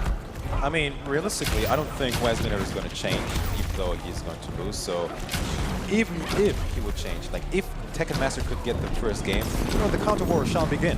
But this is looking very commanding. This is the matchup. This is exactly why Tekken Master uses Green Arrow for Catwoman, because it's such a hard, it's one of the harder matchups in the game. And that's what Tekken Master does. If he can give himself an advantageous situation, he's going to do it. Just to remind anyone that may have just joined us, this championship, the winner of this tournament goes to the Injustice Pro Series Finals. And only the winner. Only one of these players is making it here. Indeed. I mean, it's literally do or die. I mean, we've seen now both corners off the map, and I think it comes down to how Wes can nail him in the corner. Like this right here is important. Like how you got to make most of it. It's risky because Green Arrow has so many ways to wake up. So it's a matchup where Catwoman has to do nothing but hard reads, and that's why the matchup is tricky. You knock down Green Arrow, he has so many different wake ups, and there you go. One good repositioning, full screen, and now he's going to play the runaway game again. I mean, though he didn't wake up, I mean, the meter roll is still a thing. Oh, yeah. Very smart play by Tekken Master. I mean, it might be lame, but very effective. I actually would definitely go as far as say I think this is a highly favorable matchup in Winners Finals for Tekken Master because he knows Waz is going to go Catwoman, and he has defeated so many. He's defeated Sabine before, he's defeated DizzyTT before, he's in the verge of defeating Waz as well, and it's like, it's a matchup that is so worth picking. But there we go, catches the reload, caught slipping, but Tekken Master special, immediate flash, wants none of it. But that's what happens, he's got so much bar as well. Green Arrow is going to spend all this time building meter and doing damage. When you finally chase him, he can flash. And that's exactly what we just saw here, Waz in a very bad spot. No reason for Tekken Master to go for any arrow apart from Fire Arrow. Traditional projectiles, fast speed, good damage. Say goodnight, I reckon that's going to be game number 1, Mitsu. Yes, sir. I mean, it was just so slippery. And that really is Tekken Master's style. He is a slippery player. He doesn't really, he has good defense, but if he doesn't have to block, he won't. It's full combo incoming. Oh, Waz again. When you land those combos, the problem is against a character like Green Arrow, when you land a combo, you gotta, finish your play. You gotta take all the damage you can get because if you let him out, he's gonna run away from you the whole game. And this is a really good map for Tekken Master getting access to the invincible environment escape in the corner. There he is. Getting some mileage out of that corner this time. Definitely more tidy gameplay, even though you dropped it. But let's see if he can keep up the pace. But it's such a hard read to go for just raw cat dash on a reloading arrows that is Waz going to just randomly cat dash from full screen in Winners Finals of the Untitled Championship? That's a big ask. Definitely. I mean, especially with that low recovery. Like right now, he could just fire an arrow and not reload. But he's so confident Waz is going to just, he's not going to believe it. He said he played very patiently. Maybe he's got to, let the maniac out of it. There it is. Savage Blast. He does not want a combo ender. He wants to retreat and build bar. He tried for that risky cat dash, got stuck. But this time, look at that damage. As much damage as possible. And that's a unique ender. Waz is not going for regular whip. He's not going for the whip ender because that will make Green Arrow finish further away. He's going for that string instead because he gets a good knockdown. He's point blank. That's where he needs to be. Optimal combo in that sense. All right. Yeah, against Green Arrow, I'd say it's optimal because that's the position that you want. 1-5-4 apiece. Let's say a lot of resources to work with. But it's Tekken Master. He's got all this space and all this bar. There it is. The second Waz gets within anywhere near danger range, he has the escape. And the escape has now let out Meter Burn, Savage Blast. He's about to have 4 bars. Hard read from Waz, but the cat dash does not go full screen. Yes, sir. Too far away. Might remember that actually in Tekken Master. Absolutely. That's why he wasn't fearing it. I think he was far enough away. He was confident to just reload because he can. Yeah, gets a knockdown, Savage Blast to put himself further away. He's playing this matchup perfectly. Yeah, definitely. I mean, it may not be fun to, it may not particularly be fun to watch. It may not be fun to play against, but it's efficient. That's why Tekken Master has picked this. It's probably fun to do though for Tekken Master. Oh, he's having a great time. I'm pretty sure Tekken Master's having a blast. All right, there it is. Finally gets the cat dash. Okay, here he comes. Yes, sir. Of course. I mean, we have 4 bars. Why not clash? That's it. He's building bar, and he's finally been opened up, and he's got 2 to nothing. Just free health back. Waz has to do all that work again. It's jump. Interactable. Will he be cute? Oh, keeps it safe. Yeah. I mean, if it's safe, then he may as well. Yeah. The delay. Okay. Clean from Waz. Gotta make this count. Wake up into minimal chips. That blast could have been it. The invincible escape is such an unfortunate stage for Waz. I have to say that escape is a thorn in his side. Definitely. Escape basically for free, but here it comes. Make this count, Waz. 1 more hit. What's it gonna be? Now wake up, push block, no bar for Tekken Master. Oh, every time. Wow. Every for Waz, I mean, that was very close, I'd say. So let's see if he can the positive metaphor to make this 3rd game count. The problem is that he has no choice now but to make a full 3-game straight comeback against a very hard matchup. It's a big ask, and it's a very tall order, especially this late on in the championship. Oh yes. Don't forget, this is Winners Finals. I mean, it's definitely a hard task. Like, especially against someone like Tekken Master who, again, just counter things. If he has the thing is, this is why. Yeah. Case in point, this is why Tekken Master counterpicks. Tekken Master looking very good right there. No whip punish at all. He doesn't even want to risk whip punishing. Why would he bother? I'll get it. Just the anti-air is so clean. Tekken Master yet to get hit a single time. If he wins this game. This was a perfect, not even a ghetto perfect. This was a perfect. Oh yeah, straight up. Getting a perfect in Injustice is hard as well. Definitely. Really Still in there. Still in there. You just can't hit him, Waz. It's an uphill struggle, 100%. I mean, okay, we got it down to. Let's see it. Can he keep him in the corner? I doubt it. Will Tekken Master wake up? Yes, sir, the interactable. And he's building all this meter, so if he can use the meter burn interaction with the armor, then again, why wouldn't he? That's incredible. I mean, he knows exactly what interactive to use to get out of the pressure and just be full screen again. It just looks like it's just going from bad to worse for poor old Waz, who's on the verge of being sent to the Losers Finals. And Tekken Master, if he wins this match, I would be very worried and almost put him in my list of absolute top favorite. I think he's going to win this tournament regardless. Oh, if he, I mean, this is a commander shot. That's How it. could you deny him being the favorite at this point? Oh, the boxing glove. Okay, oh, he tried to be a little bit too cute. I wonder why he even held it, because I'm pretty sure that would have killed. Oh, the chip will be huge. Another escape. Another escape. Tekken Master. Wow. Convincingly.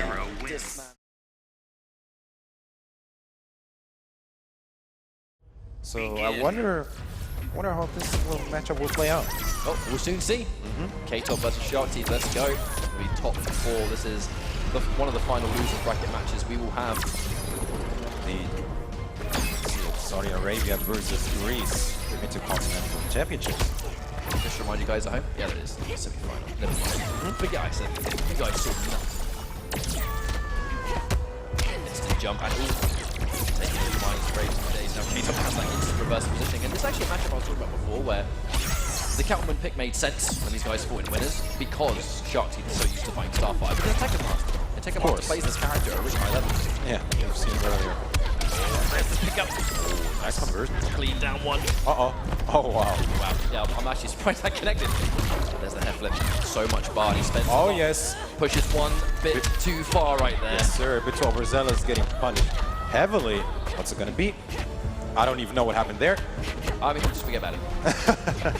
What's next? Yeah, well, we'll be all right. Down one. I don't quite think K-Top believed in connecting to it. Was not ready for the follow-up. Ooh, what an interruption, though. With the post-patch down one, the slowest up from Yes, sir. Wow. My God, what a that was steal. Still on his first life bar. I mean, this is all extra. All right. Finds an interruption as well. The gap. I think that's still a win for Shark Teeth, though, because he's no longer in the corner. Well, absolutely. He got the escape he was looking for and took the first life bar. Get a bit patience. Well, you This K-Top. You talked about the matchup earlier, but she has got a projectile of her own. They don't do damage, but they are fast. Yes. That's what matters here. Oh, Okay, let's see it. K-Top with the meter lead. Woo! Oh, such low recovery on that. last minute cross up. Gotta watch out for that one. All right. Yeah, there's the but that's the matchup, right? Where these defensive characters have really good projectiles and really good zoning. They spend a lot of the time building meter. When you finally hit them, they clash. And then, as you can see now, K-Top not in a bad position. Shark Teeth not watching his little feet again. Okay, watches his head though. K-Top did not commit into a back three of those lows. He normally does. Oh, wow. I think if he was going to teleport once, it was going to be with Clash, and that's it. Yeah, that makes sense. Maybe putting the fear in him? Trying to condition him? I think so. Yeah. Get it in early. Okay, let's see. Both on one bar. K-Top is trapped. What's going to be? Cross up. Nice block. And here it comes. Interruption. Doesn't find the connection though. I'm not sure Shark Teeth believed in the back one, but it was a pretty obvious chip, so I love the decision. He's not going to kill on this combo. He's going to get set wait up. a minute. Here it comes. Will there be a wake up? No. Nice block once again with the cross up. K-Top did not push block either. Okay, wait a minute. Two more lasers. Oh, and that is game. Wow, that was. It did not look like a matchup thing. You know, it really didn't look like I should change. Oh, yeah, yeah. Starfire's not working. It was, bad. Here, I would have liked to have seen a push block at the end, to be completely honest. And but we're not seeing any charges from K-Top. He's not really, doing anything about Tamarani charging. It all came down to just a way too obvious chip attempt at the end, which just allowed Shark Teeth to back one. He didn't get combo, but he's been able to escape. And now, speaking of which, going into our second game, he has the advantage again. K-Top disrespecting. That jumping was pretty high up, so I don't. Yeah. I would definitely respect that down one. Opting to still on the same side yet. Oh, I like that. Air laser into whiff charge just for meter build optimization. We got those. Nice pickup. Wow, look at that. Just like that comeback. Right over 240 from zone. I mean, Starfire is one of the only characters in the game that can make a comeback in like 1 second without being put back. It's true. All right, now's the wake up. There it is, the charge. We finally see it.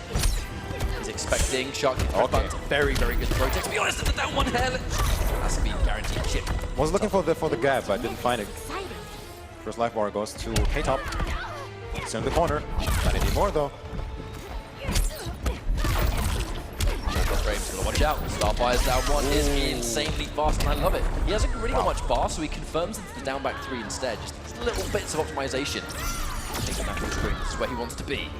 Playing way more aggressively. He's K-Top pressing all the buttons. Slowly approaching the corner here. Oh, Oh, a sick pickup. Let's see it. Both have clash. Here's one. Shark Teeth is not watching his feet. Yeah, This matchup at all. It's strange, really. I mean, there's no real mix-up there. Yeah. It's just, you know, caught slipping, if you will. Setting things up here. Will we see a clutch teleport? I think it's a bit risky different now, especially with Very. the bar. I mean, if he does it now, And no it's flash. his only bar, right? Uh-oh. Doesn't quite find it. Not plus enough to connect. Speaking of gloves, going standing 3. Oh, the respect, though. Good grab. Good positioning afterwards. K-Top going in. Yeah, I think it's very characteristic of K-Top to try and press the advantage even when he has the full screen to work. You know, sometimes he pays for it. Watching his feet now. What's it gonna be? Oh, wow. The raw charge. No Here it bar. comes. No bar needed. He needs something big. Maybe that one. It could have been that, but it traded. Oh, the backdash. Okay, here it comes. This is the climax. Ah! I can't believe it. Oh! Hitting all over the damn place is Starfire. Let's see if he can find his rhythm again with this Catwoman pick. 1-1. This losers final. Semi-final. I think by winning that first game, he's given himself the counter pick advantage. Yeah, of course. Whenever you have a game which is built around swapping characters, which both these characters, you know, these players very well could do, winning that first game is so important. The final counter pick, man, it makes a difference, especially this late. We are in top 4. Whoever wins this will face Waz in the Losers Finals. Oh, wow. One time you see a Catwoman go for wake up, it always hits. Best way to wake up counter is rare, except like the magic moment. Scouting out the interactables. Okay, wait a minute. That's a thing? That is indeed. I mean, the charge isn't really invincible. It's just very fast and retreats. So if you do a meaty jump 1, she'll basically charge right into your jumping. That was definitely premeditated from Shark Teeth. Oh, now, wow. watching his feet at last. It was. Okay, nice. Now, this is a great position. If Shark Teeth now changes to counter and wins this game, K-Top is likely to maybe swap away from Starfire. And maybe he's going to go for Black Canary, which if he then wins the game as Canary, Shark Teeth gets the final character change. I just wonder if we're going to reach that point. There's the charge again. My word, the damage on this move. Very, very strong indeed. Let's not jump the gun just yet. K-Top definitely still in this. I'm definitely jumping the gun. As I said that, he's pretty much even things out easily. Right? Here's the grab though. I'm rolling for the first time. She just bent over backwards just to get an even better look at that thing she's got hit by. Harry didn't really do much there, and he's observing. He's jumped through, looking good. All right, chip damage again. Ooh! The crowd! The punish, point blank. Don't do that. K-Top has a clash, but he's so down on meter, he can't use it. He can't afford it. Full. I mean, he's 3 bars. Oh, yes. shimmy. Wait a minute. He has a trade as well. Ooh. He has no choice. He has no choice, but this is hurting. The combo was going to kill. Shark Teeth can spend 3. Okay, let's see. Surely, of course. Okay, but how much will this hurt?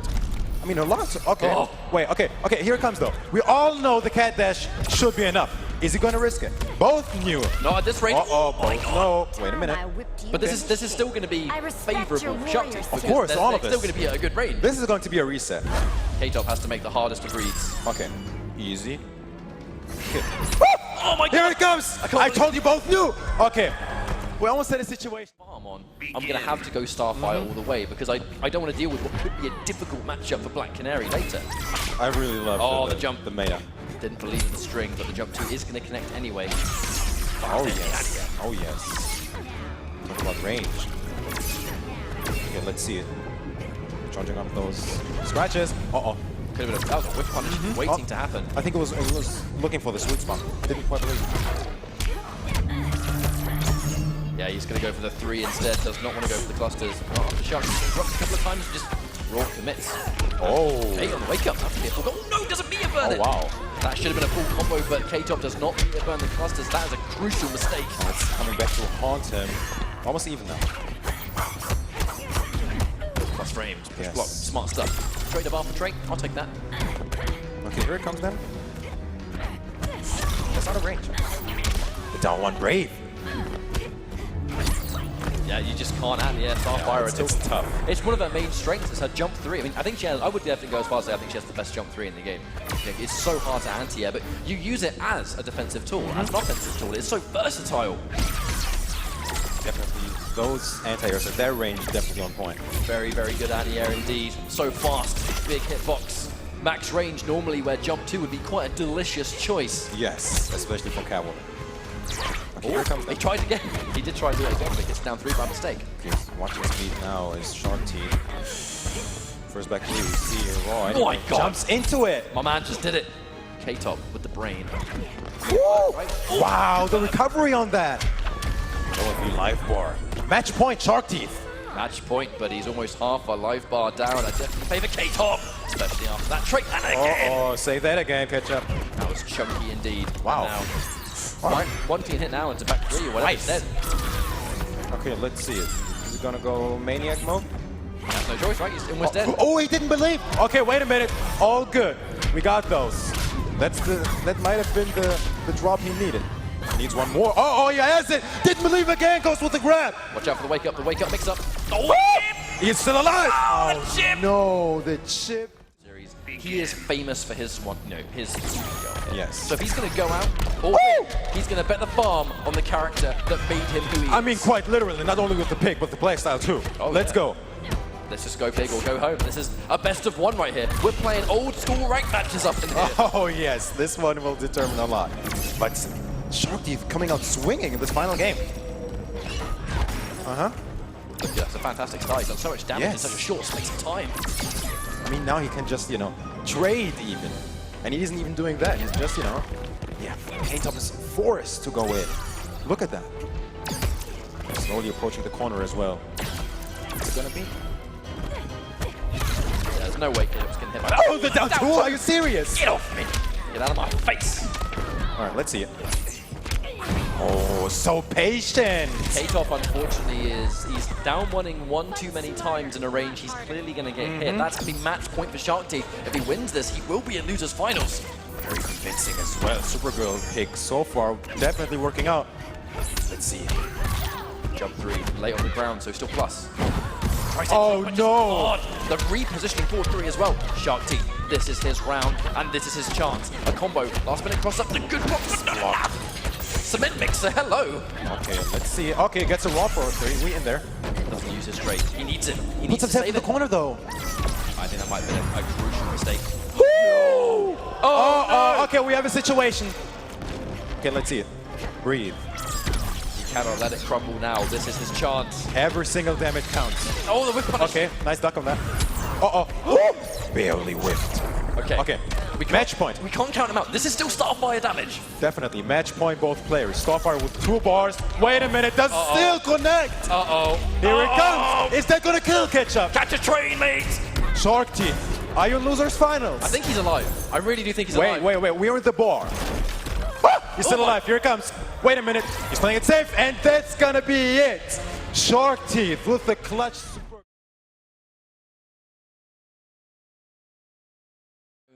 We'll be happy to see it. Oh, for sure. Either way, he's going in for Wonder Woman, actually.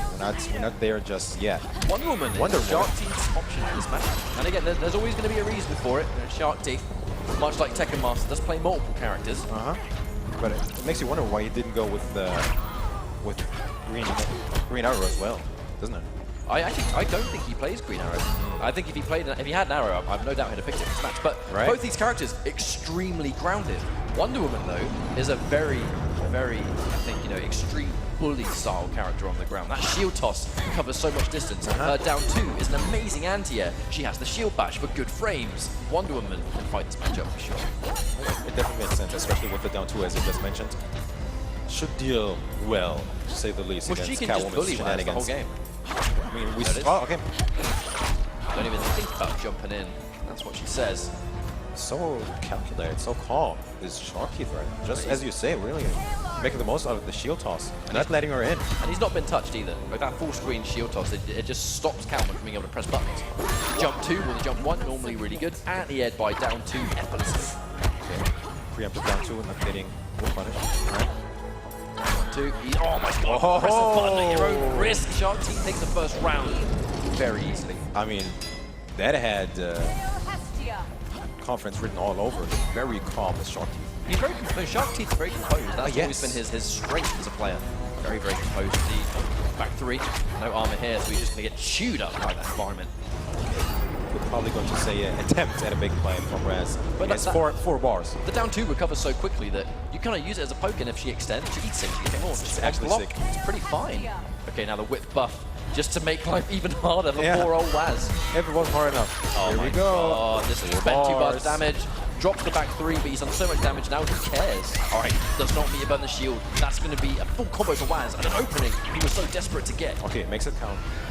It's going to the corner. What's it going to be? Yeah, Shark Teeth plays this character, so he's very familiar. Does one wrong shield toss though, which is going to give Waz a bit of a lifeline. Okay, knockdown whip, let's go. 2 big hits. Oh. Didn't check him. Okay, blocks it. So careful with those shield dashes. Waz looking for the whip punish, but risky to whip punish if he meter burns it. Let's see. Gray health is very low. Catwoman no stranger to chip damage. But he's so consistent, he whips buttons and then does an immediate special. Yes. An immediate button, just to catch you pressing. Wonder Woman and Supergirl definitely the right characters to do so. She gets 1 of 5 buffs, and actually in this instance, the whip buff was what Shark Teeth wanted. Specific circumstances. Yeah. When she's against a character that has to play as grounded as she does, and she has the range to outclass them, that's when you see it, right? And that's why Shark Teeth has picked this character. All right, 1-0 in this Losers Finals. This is very interesting to say the least. Too late on the down 2 attempt. Will not matter. Everything Shark Teeth is doing right now is really risk-free, but there it is! Okay. Wow. Speaking of risk-free. That's now opened up, but that is indeed a risk. So now he's asking twice about it. Good trade for Waz, actually. Good damage still. Puts himself in the corner.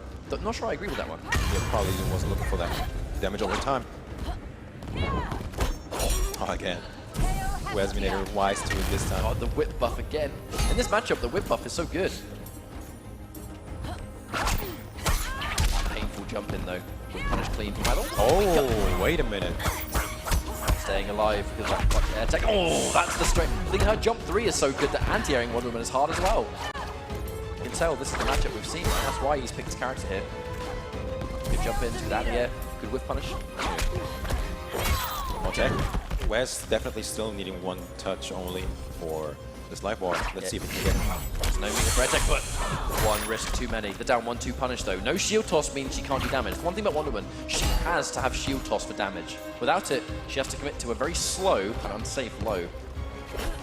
There's the buff. Air dash, okay. Wow, he didn't even waste time. He went straight with the air dash. He knew, all right. How did he know? How did he know? Immediately. Okay. Throwing everything. Air dash actually been very beneficial here. Yeah. Oh my god, the down man. 2 so good. Drops the combo, but still has good positioning. I mean, what do you do if you're Wesley? Respect it. Oh, watch out as well. Let's see if I wake up. Yes, sir. Another one. Back-to-back shield bash is a very good option. You know, when you land the shield bash on the very late active frames, I believe it becomes pretty plus.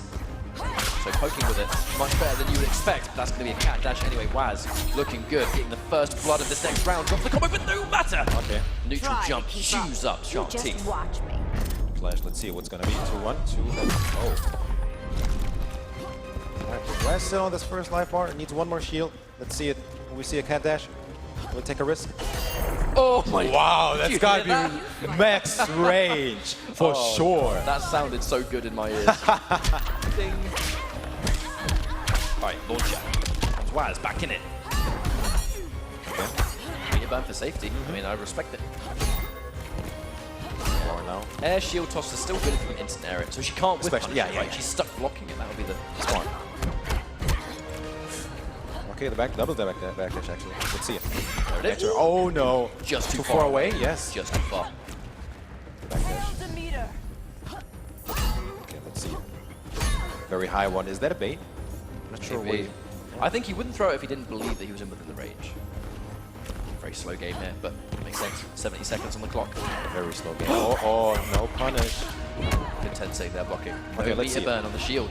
Waz technically could have punished it, but it's such a high chance he would have meter burned it, you can't take that risk.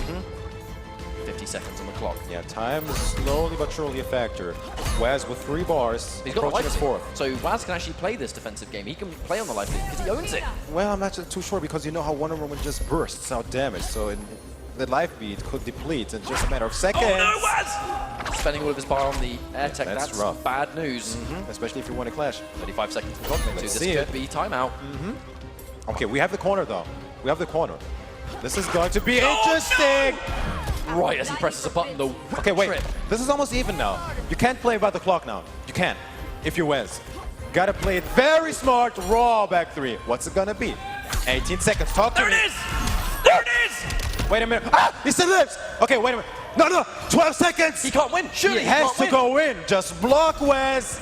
Don't overextend. He can't Don't do win. it. Ah! He can't win. Oh my god! He can't. Catch up! Oh no! 4 seconds, what's gonna be? He could have just meter burned forward 3 Wait, of that. who has the meter lead? No one. It's even. Waz! He's gonna win on this, surely. Wait, what? He's gonna win. No bar was spent.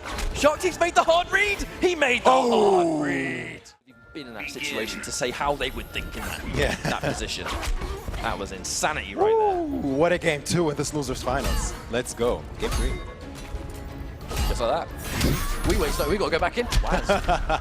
Dude, this is a level of mental fortitude that is just, you rarely sick. see it. You know this guy wants it. He's doing Yeah. all the Australian boys and girls. Proud as ever. Absolutely. No question about it. Okay, let's see it. Background bounce for a lot of damage. Woo! Wow, over 500. Good God. Right? Thank you, Buff. Just like that. Thank you, Buff. Okay, there's the environment used. Shark Teeth back in it. Waz had a great start, but that's Wonder Woman damage. At that range. Very good. Cross up jump. Jump 3. Come on now. Is he gonna lane it out? Shark Teeth. That's one. I actually like that Shark Teeth has gone back to this style. This hit and run, stick out buttons, expect Waz to press. Oh, anti-air shield. It's probably because he has the life lead as well, I mean. You can afford to. Yeah, exactly. Oh, God. Just like Another that. shield toss to seal the deal. Yeah, but even the metal fortune from Shark Teeth here, after a clutch game like that, clutch loss, just very calm and collected again. The fact Shark Teeth can take a loss like that and recover instantly, that kind of loss can tilt many a player. Absolutely. And he's looking fine. Waz gets an opening again. Okay. Optimization, jump back 1, just to make sure we have the corner repositioning. Has no cat scratches for meter burn though, so we can't enforce plus frames. Okay, let's see. I mean, this game 3 is so important for Shark Teeth because he is more likely to go with the counter pick, not Wes. There it is. Waz does what needs to be done, taking that next round. Okay, so even again. Shark Teeth in the corner. Oh my God, he does meter burn it. That's risky plays. Oh yes. Okay, let's see it. The meter lead is now Wes. Oh, Again, the bait. challenge! I dare you to press a button there. Oh yes, punish. finds it finally. There's so much matchup knowledge being displayed here. The Yeah, it's positioning, great. The level spacing, of play. the footsies, man, so clean. Okay, we got a buff. Let's go, champ. Woo! Back-to-back down 1, just a low profile. That's what Catwoman was the original low profile. Screw Adam. She's the OG when it comes to that. Okay, let's see it. No one does it better. Opted to go in now with Shark Teeth. Okay, 2 bars apiece. Okay. Yep, with the parry, just gains a meter. Quite a lot, actually. But it just makes Waz really, I think, eager to try and press a button. Yes. It's a bait. It's a mind game all over. Oh. Uh-oh. Oh, okay, that's very important because he lost, well, he spent 2 bars. If he has to flash, Right? Like you were saying, he's now got nothing left. Or very little. okay, let's see. 2 bars. I don't blame him for saving the bar, though. He needs... Oh, he needs something He big. needs something for damage. He needs to Definitely. save it. Man, this could be another very close game. Okay. Hello. Never mind. If you wish to live. Still in it, 2 bars. One It's more Wes. opening and Waz is out of this thing. Well, you're looking at 1 combo into what? Oh, no! No, you didn't believe or you didn't find it. That's very unfortunate. Very. Waz now giving Wait. himself a lot more work to do. He still has 2 bars. You're looking at the bounce cancel. He gets hit by 1 shield meter burn though, he's in trouble. taken away. That's why Sharkty's taken Challenge it this time. Oh, wow, what a whip punish. Here it comes. Looking at one more shield. I was just talking about the shield bash being a thorn in his side, and how about that? Wait a minute! Okay, catch up. Be calm, be calm. I will if you will, mate. Wait. I can't promise anything. That's what just feet just like that. My word. Oh, yes. Sick. And we're still going. But very interesting that he is sticking with Wonder Woman. Because I thought maybe a character switch, you said it earlier, if you're going to go out with your main. Maybe he doesn't like Catwoman versus. There's so many things. Maybe he dislikes Catwoman versus Supergirl. He's not going to go Starfire versus Catwoman because he himself picked that exact matchup against a Starfire player. All right, let's see. I definitely want to see a game 5.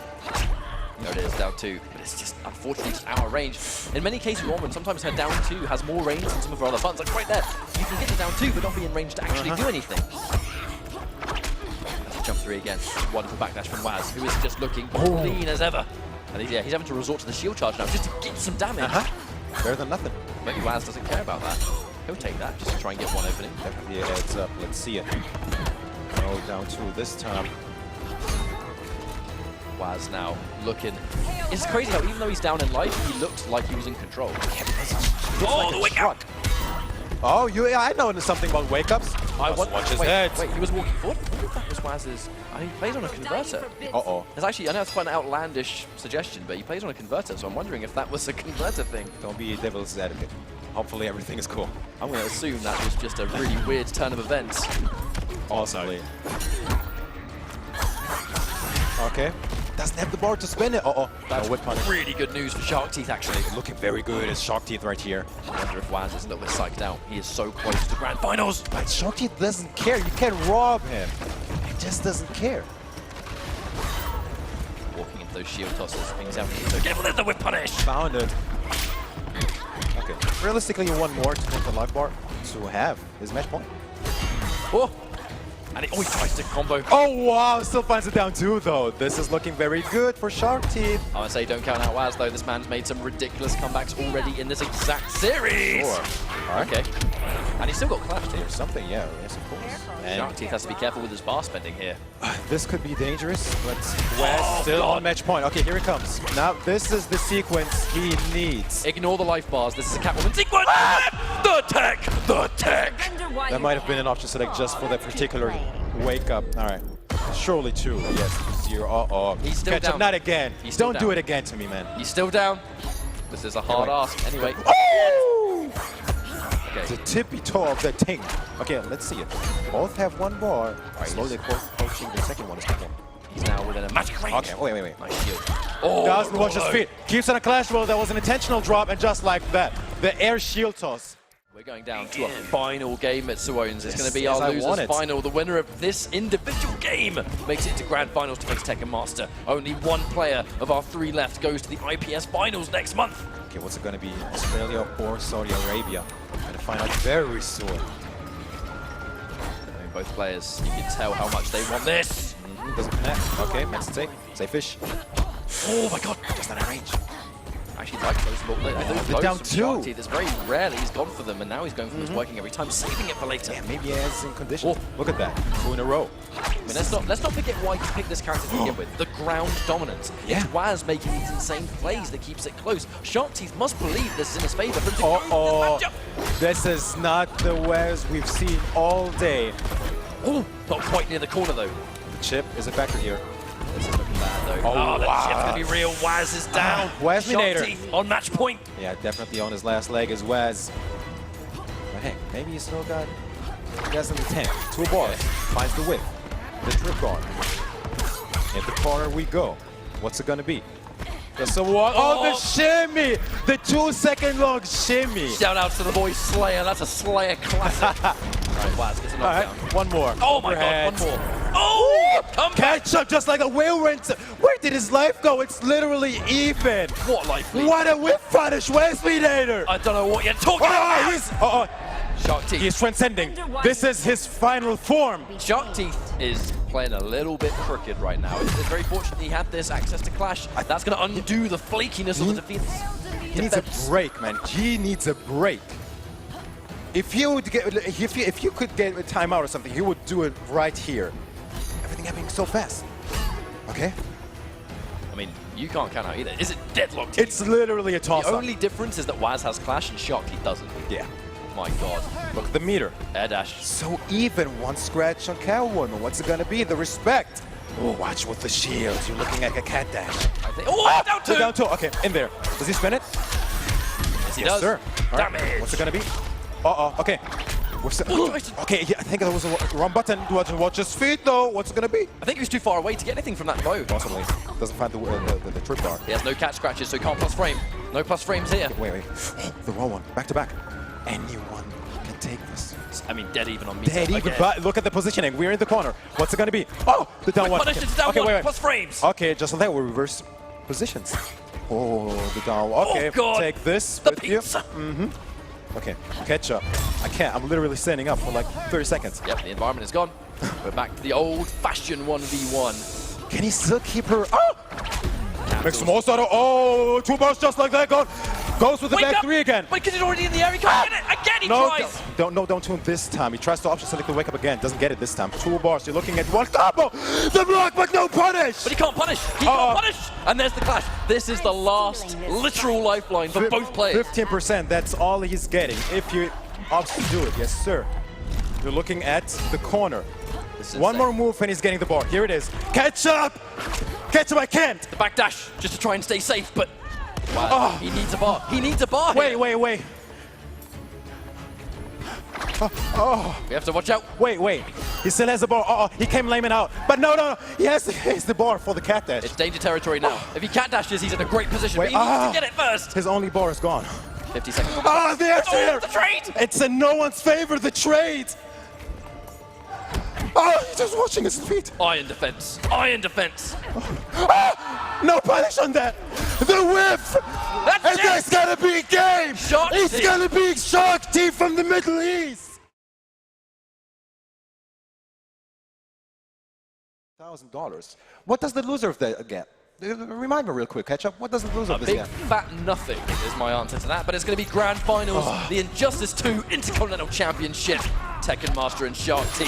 Who is going to go to the IPS Finals next month? It's definitely going to be a Nasser player, definitely going to be someone from the Middle East. It's the Middle Easterns. Now this is an interesting matchup, Wonder Woman versus Batman. These guys play together so many times, it's impossible to tell who was going to pick who. Yeah, especially like time and time again when people like teammates or friends play a lot, you see some questionable things, questionable picks, I mean, you have to. Gameplay. You can't play by the book when you're a teammate, and that was sick! That was such a sick combo. I'm going to assume the names might be swapped. I think Tekken Master is the one playing Batman. I wouldn't even surprise me if they just switched, just for the fun of it. There's the grapple, 4-3. I've never seen Tekken Master play Wonder Woman, so I wouldn't be surprised. But maybe I'm wrong. But it would be such a Tekken Master thing, wouldn't it? It would indeed. There it is, free stands. It's over, Diana. That's going to be the first round. That's the strength of Batman. Batman lands a grapple. He gets what looks like essentially an unblockable. That back 2 into back release is so hard to block the upcoming jump 2. Tekken Master is sitting on P1 side, and P1 is obviously Wonder Woman. Just go with maybe, that then, yeah? Maybe I'm wrong. Okay, wait, there's the change. We're good, never mind, we're good. This is close. This is very close. And to remind those at home that don't know what a double elimination bracket is, Shark Team coming from the loser side has to beat Tekken Master in the 3 out of 5 to reset the bracket and then win again. Tekken Master has to win 1 3 out of 5. Uh-oh! The classic. And there it is again. Oh yes, hello! So sick. I've never even seen that combo before. Very even, isn't it? It is. Don't do it again, guys. Ciao. We're punished. Never mind. A little bit late on the down 1-2. Wow, what a punish. I think Shark Team's might have been worried about actually eating that jump in. Now we're back to even again. Oh, that mid. How could you not be afraid of that? I'm actually pretty surprised we didn't see a catch there, to be completely honest, and now he's lost the opportunity to. Well, plus for you, maybe yeah. Oh god. All over the place. All over the place. He's gonna get a bit of damage, but... Okay, here we go then. I mean, this isn't to get damage, it's just not take chip, I think, at this stage. Here we go then. Ah, not quite. He was looking for something cute. Not quite. Clash what was coming next. Either way, that's gonna be game 1. Tekken Master. So looking very comfortable. So being an IPS qualifier. Sticking with Wonder Woman as well. I wonder what's that all about. It's matchup specific, clearly. So I feel like, you know, I think he's confident with the Batman matchup as well. Oh, unfortunately, a little bit too cute on that parry attempt. It's not going to work out. Tekken must now reset up.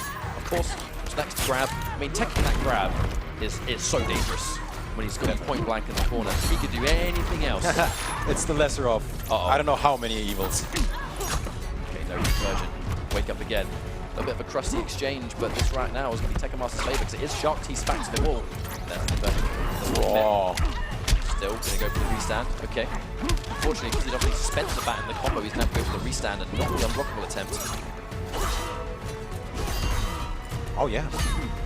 I don't think he was quite prepared for it to connect, so he doesn't go in for the shield toss. Instead, tries to get some pressure, escape the corner, but unfortunately, bullied right back in there. Wow. Challenges the plus frame to pays the price. Pressure there. The stagger as well with the back one. Put some stuff in the corner. A real punish attempt, and there it is. Straight out of there. Goes in for a few backdashes just to guarantee that he's nowhere near the corner, which is where Shark Teeth kind of wants him to be. The shield. That's going to be a little bit of a lifeline for Shark Teeth. Some sort of reward. Okay, he's probably going to use that again. Right, just in there, raw 4-3. It's so risky because you would sometimes block the mechanical bat. The bats do not have block stuff. They really don't. So it's very common that someone will try and challenge it and interrupt. But if there's a forward 3 that is just about to hit you as meaty as ever, you have to worry about it. And there's the confirmed shield toss. Can he get the back 3? No, he does not. That back 3 is very hard to time. Yeah. Very, very hard. He dropped it twice, I believe, now. I mean, grand finals, right? Winner goes to IPS. I'd drop that too. Oh, out of range, no punish. Good tech there. Fantastic tech. Very even. Tekken Master or Tekken Master? See what you did there? Okay, you know exactly that the second Batman Tekken Master is getting hit. You don't see a flash. Whoa, wake up! No care in the world! Oh. Air dash, almost guaranteed! The parry comes through, but no punish. Yes, no bar for the EX shield toss. That could gain. Not quite. Let's see it. No more bar. He might build one more bar if he can parry these batarangs, but he might not even be able to do anything about it. Playing it safe, why not? Why?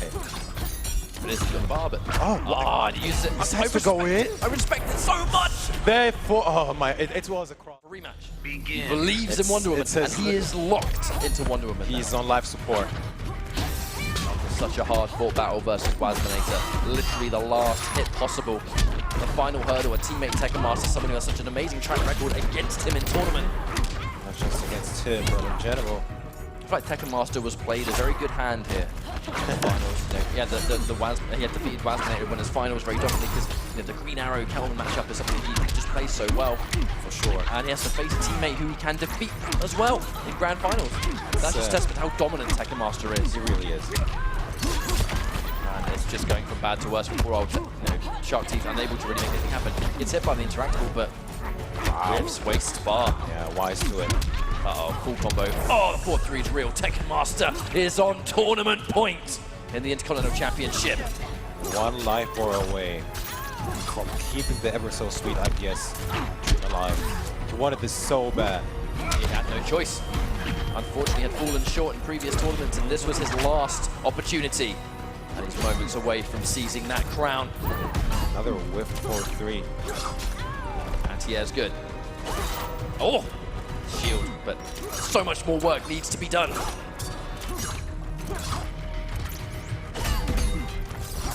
Just take the block damage.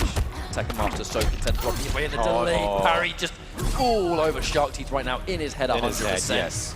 I don't see Tekken Master losing this game. I really don't.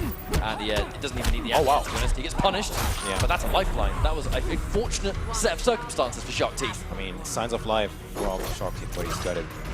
Play so tidy. You say that like a sign of life. I call that dying breath. Whatever you want to see it. All right, never mind. All right, and an immediate clash because he has so much bar. Why not? Still overconfident. Here we go. He's going to spend one bar. Shark Teeth. He can't possibly say that he has to keep it for the full combo. Oh, all right, down 2. That's really real. Let's see it. Play after play. Up grab. Confident, but he has to stick at these decisions. He's more than a grab. Tekken Master has used his flash though. That's the danger. Oh, no commitment, just goes in for the string. Oh yes, hang on a minute. Back. Maybe I spoke too soon. This is totally possible. Yeah. Oh no! No! Oh, catch up. He still has a bar. That's the scary Oh, part. the And just detonation. like that, Nasser Tekken Master is gonna be your Intercontinental Championship winner, qualifying for the IPS in Chicago next month. What a story, Ketchup. What a story.